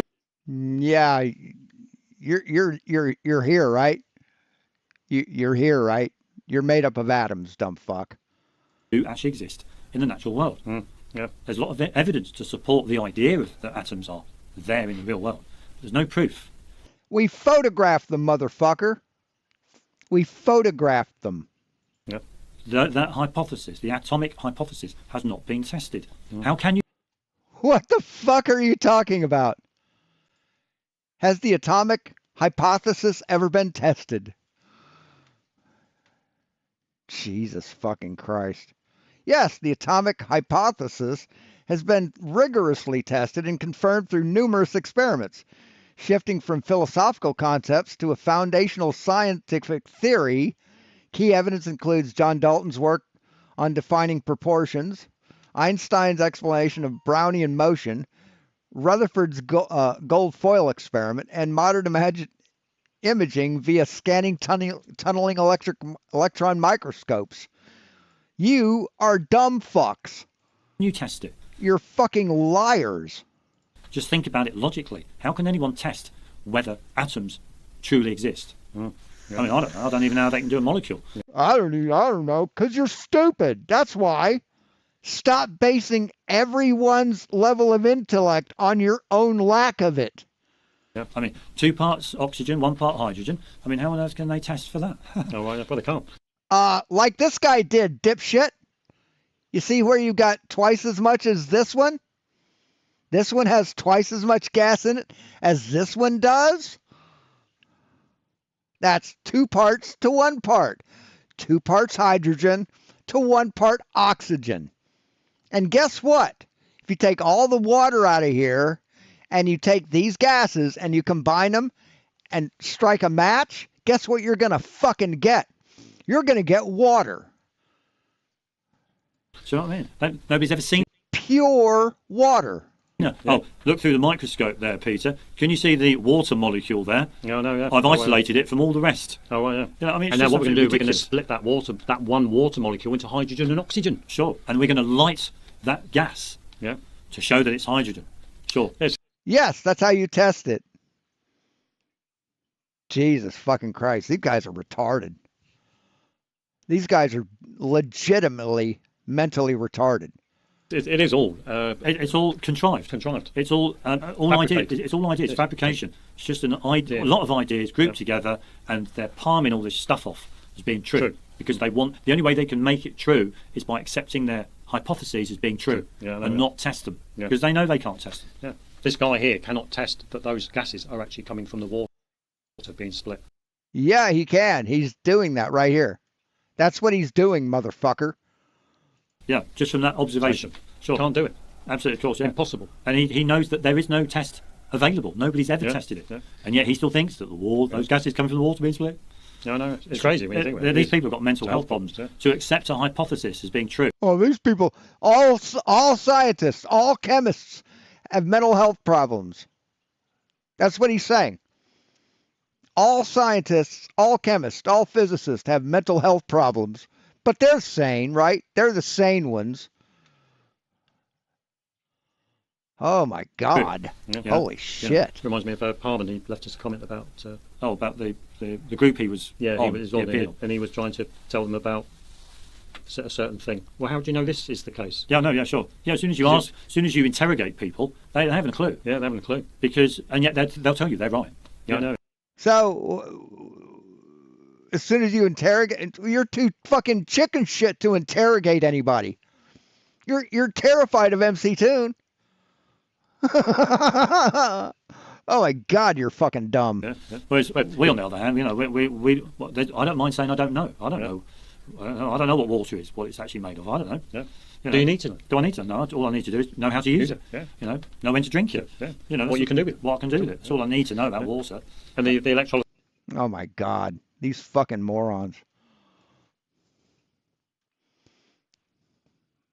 I'm done with these. I'm done with that. Fuck these guys. Let's look at their street activism.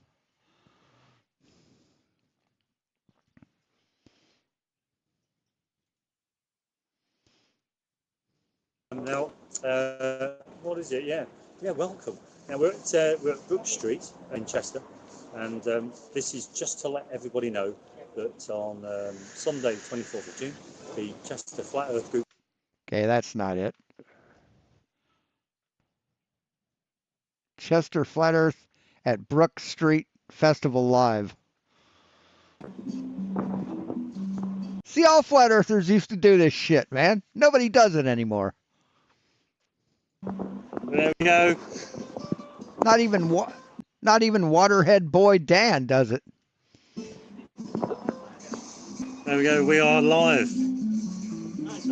We are live at Chester in Brook Street. Hello all. Hello. This is Vic. It's a lovely day today.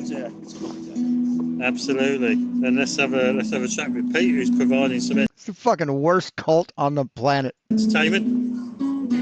Hello. Hello. Hello. So there we go. So hopefully we can record some conversations for people. But what I'll do is I'll take a wander up the street so people can get a feel of the day. It's a lovely day. Blue sky. It's just started at 12 o'clock, so we'll see more people. There's no such thing as flat earth.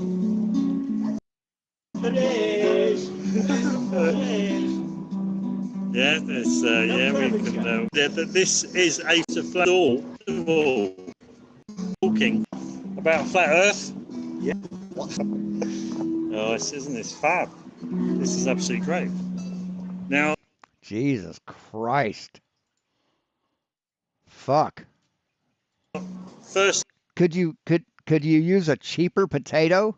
off, I would say that I can't see the screen because of the lights, because it's very bright, and I'm hoping that because I'm tethering from my phone broadcastation. But what do you think? I mean, we've heard the spiel. I want to see the interaction.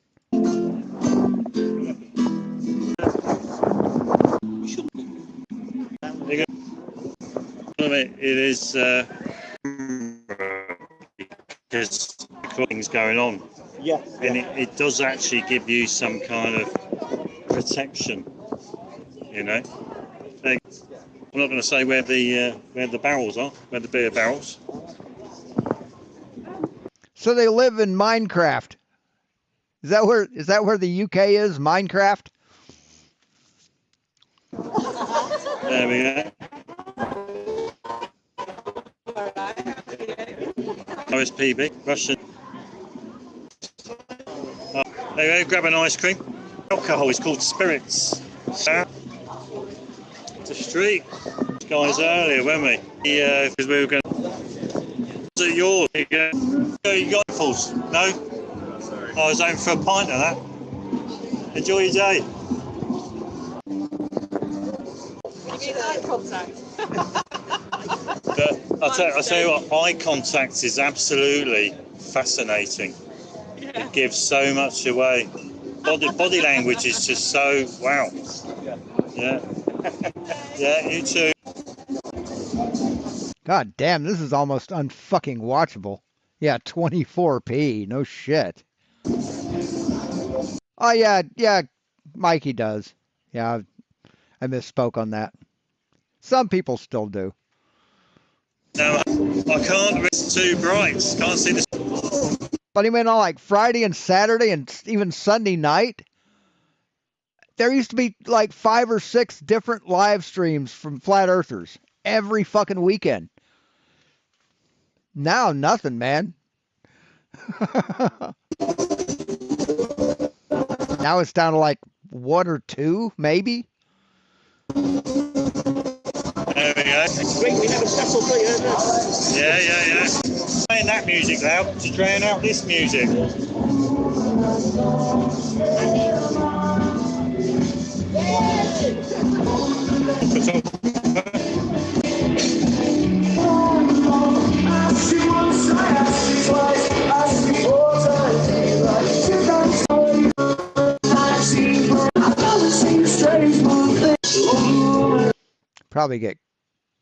Probably get clipped for that. There we go. Oh, God. Don't you think Vic. There we go. Do it. Don't you think, Vic, it's really great that we're actually able to be present along a street like this? Absolutely fantastic. Probably I haven't heard of this happened before. Flat Earth on the streets, on the stall. Absolutely, it is actually a good indication that flat Earth is being accepted. Yeah. And you've got to be pushing these boundaries. We'll get it out on the streets amongst the people. Absolutely, yeah. No way. I can't fucking watch this. This is fucking horrible. Oh my God. Hi, Pauline. This is a little better. Hang on, I think we're live again. So, say hi. It's good experience. Yeah. Even if we're just talking, if I mean, this is much better. you're talking sort of between us or whatever. Well, I don't know whether anyone's actually watching this. Perhaps they might want to type something in, type a little comment in, and say hi. It's good experience. Yeah. I mean, you can take a leaflet if you want. You want to find out a little bit more? Take a leaflet. Yeah, thank you. Certainly make you think. I mean, I thought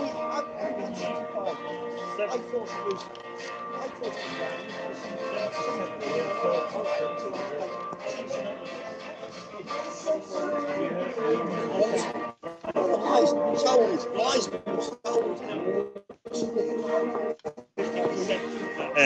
It's quite difficult because you don't want to intrude on people when you've got a microphone and camera when they're talking, especially shoving the microphone up to someone. The bookmakers wouldn't take him on. He wanted to take him. This is Grimsby, the Grimsby Evening Telegraph. Oh, on their site, and there's a bit about a chap I mean, you might as well have a shirt that says "I'm insane." who says the air's flat, and he's been to all the national bookmakers and all that. They won't take his bet. Take a bet. Yeah. Well, there you are. He said it's got to say it go over 5 years, and NASA can prove him wrong. How you do it, I don't know. But yeah, if you could scroll back to the... But they say, NASA can prove him wrong. But what with a photograph? That's right, yeah, well, there's Man on the Moon, I mean, that's ridiculous, isn't it? Yeah, Very good, you're there. That's right. Yeah. That's right, okay. Yeah, that's one of the things. One of the things that we're doing something like this, and that is, you can certainly engage with people who know that there are some things that are a load of shit. Yeah.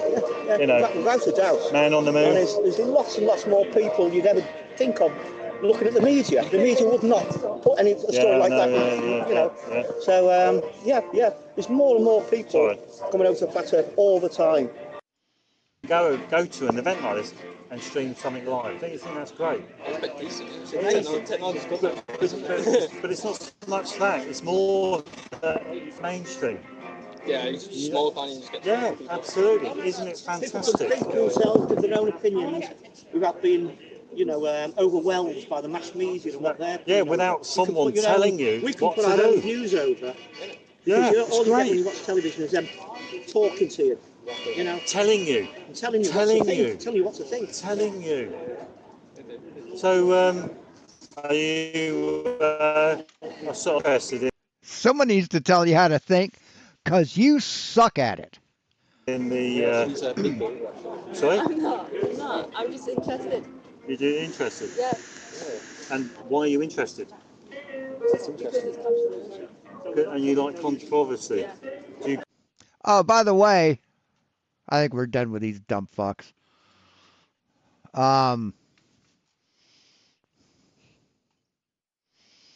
Where is he?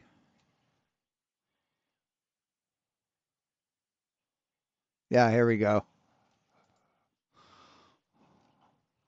Comments turned off by this Gig Harbor police criminals. Yeah, comments turned off.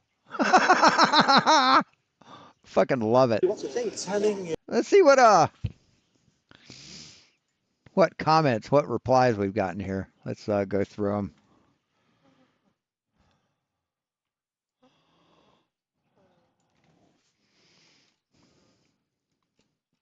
Go back to the beginning.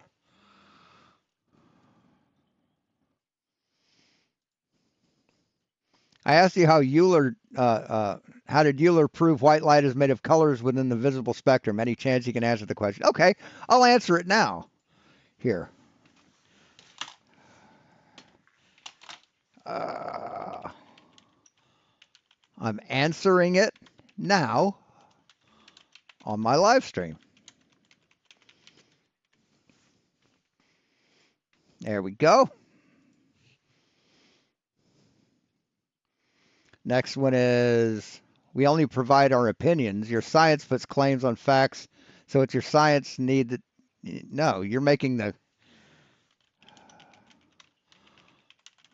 You are making the positive claim that the Earth is flat. The burden is on you. The burden is on you. Is on you to prove it. To prove it. To prove it. Science has already met its burden.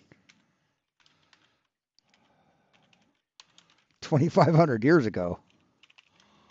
Years ago.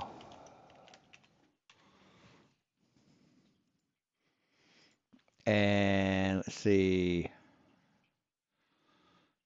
You carry out the demo yourself and you'll get the same results. Try it for yourself. Yeah.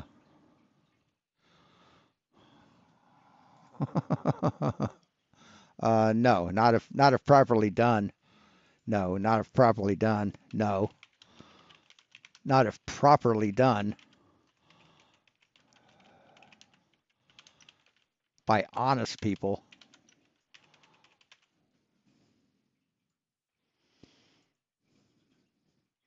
And his last comment, or his last reply is, oh, here we go. Mount Rainier image clearly demonstrates perspective. No. No, you don't understand perspective.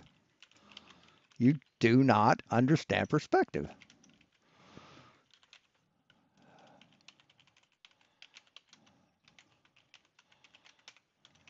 If that's your answer. Your answer. I addressed this as well in the live stream. Going on right now. Going on right now.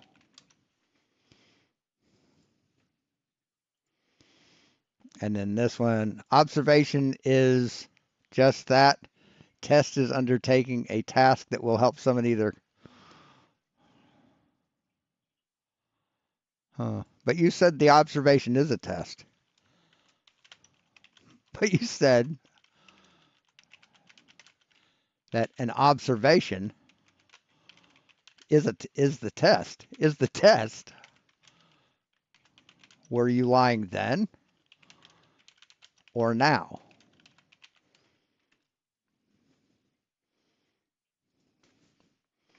So anyway, let's answer his question.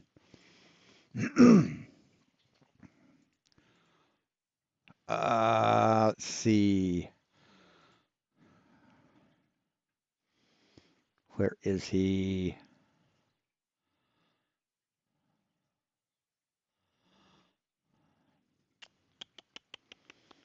Oh, come on.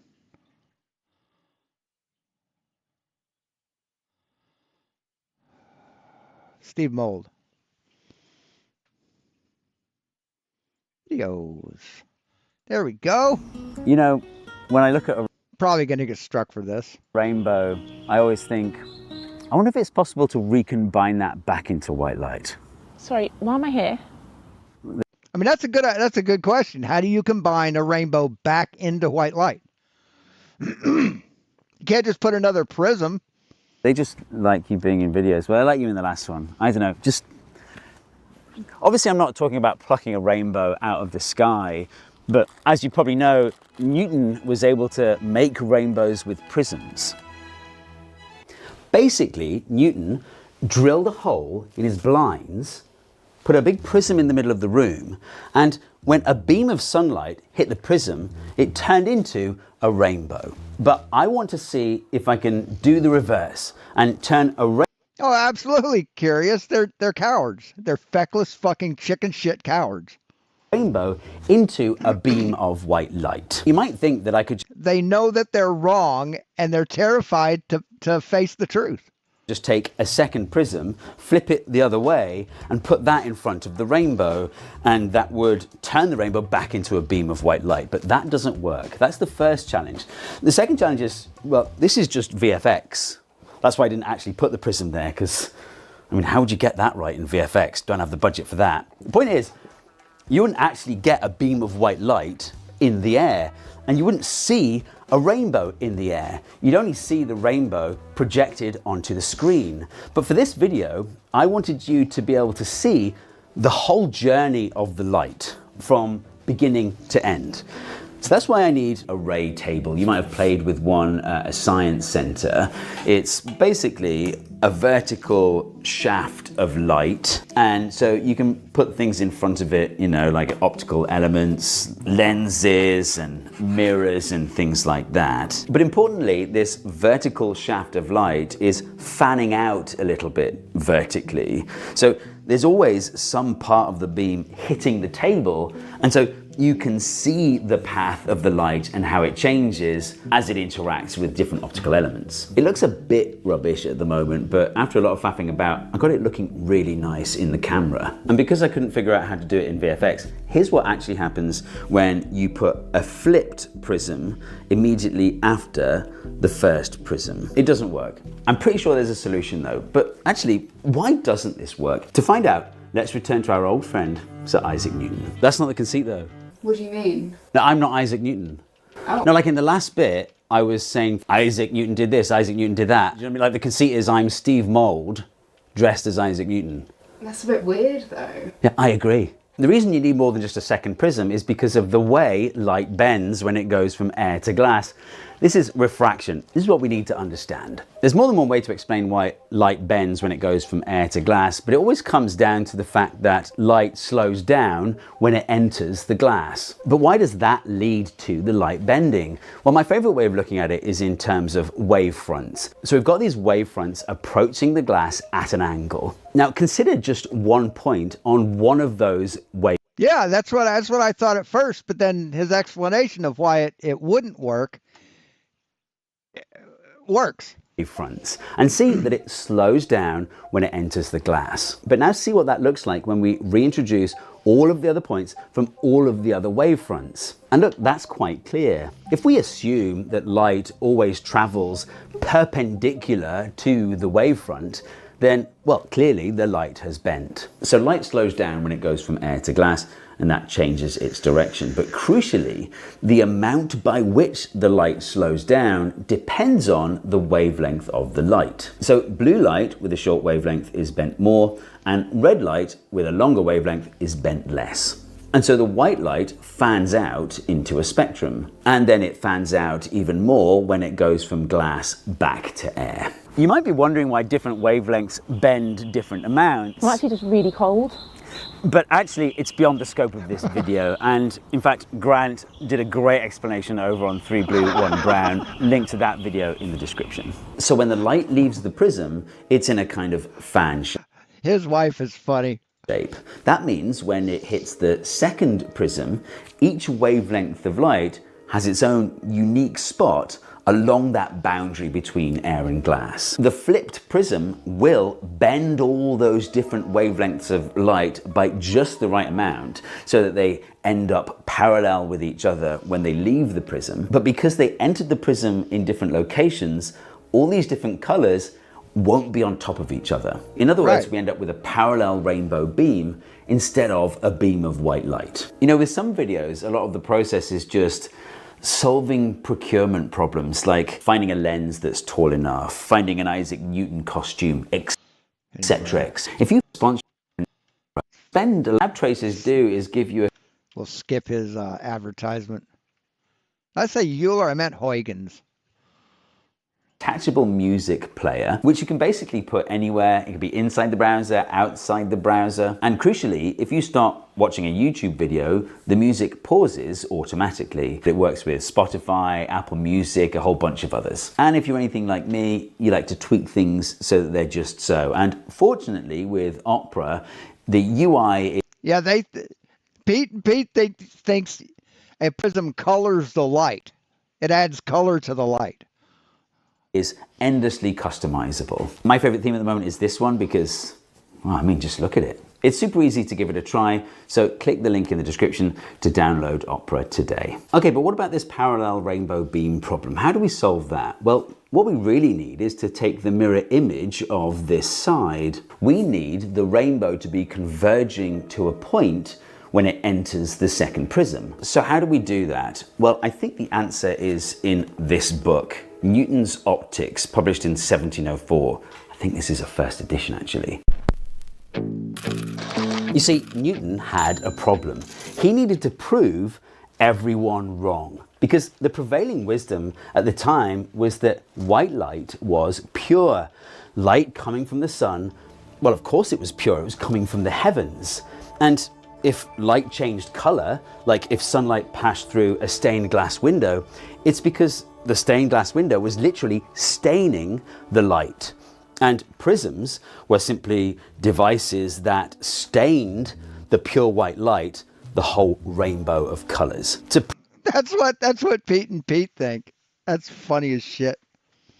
Prove them wrong, Newton really wanted to be able to take the spectrum of all colors and recombine them into a beam of white light. And look, on page 156, there it is, a convex lens. To show you this in action, I just need to fix my rubbish setup a little bit. Firstly, these optical elements have a chamfer at the bottom. So every time we introduce a new element to this ray table, the shadow cast by this chamfer gets longer until it's kind of unusable. So I've laser cut some holes in this white board for the optical elements to sit in, and that just kind of removes the chamfer so there's no more dead spots. Also, speaking of Huygens, check this out. This is a channel called Huygens Optics.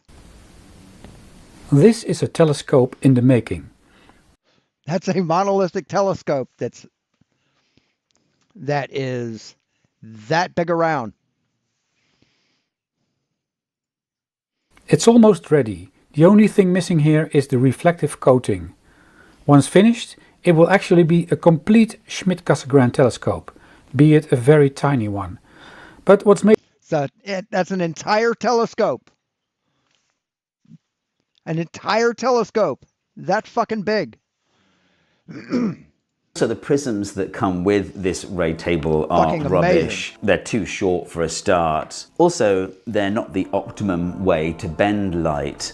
I've gone for these ones. They're a bit taller and they're made of flint glass. Flint glass bends light a lot, but more importantly, the amount it bends blue and red differs by a larger amount, so you get a wider fan. And then...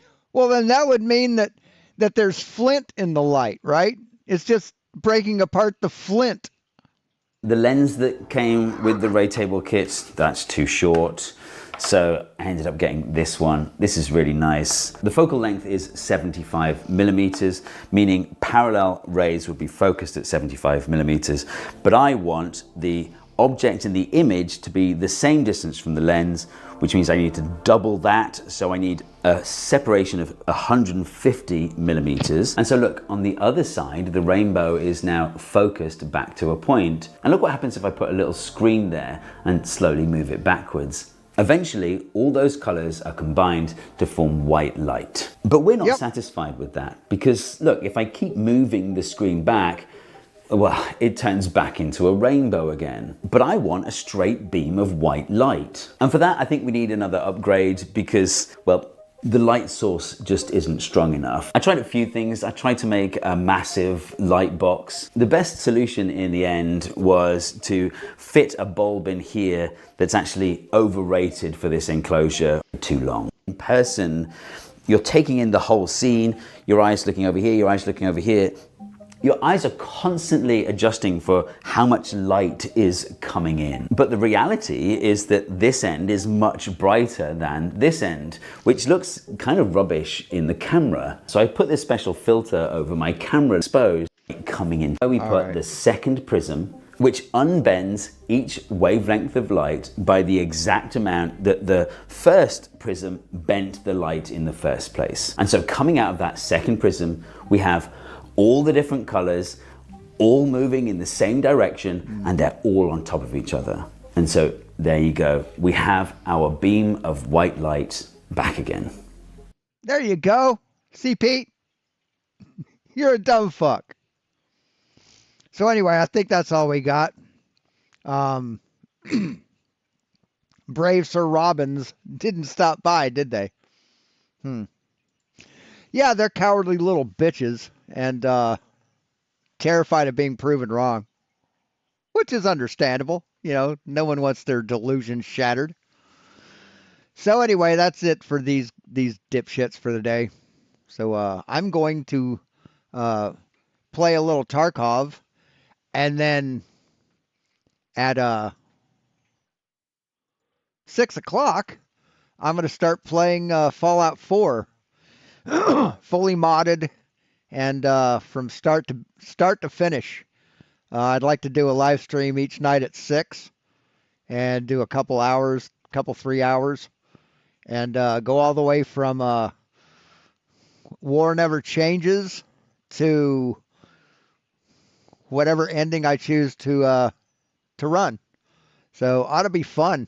Yes, they deserve top left. So it should be fun.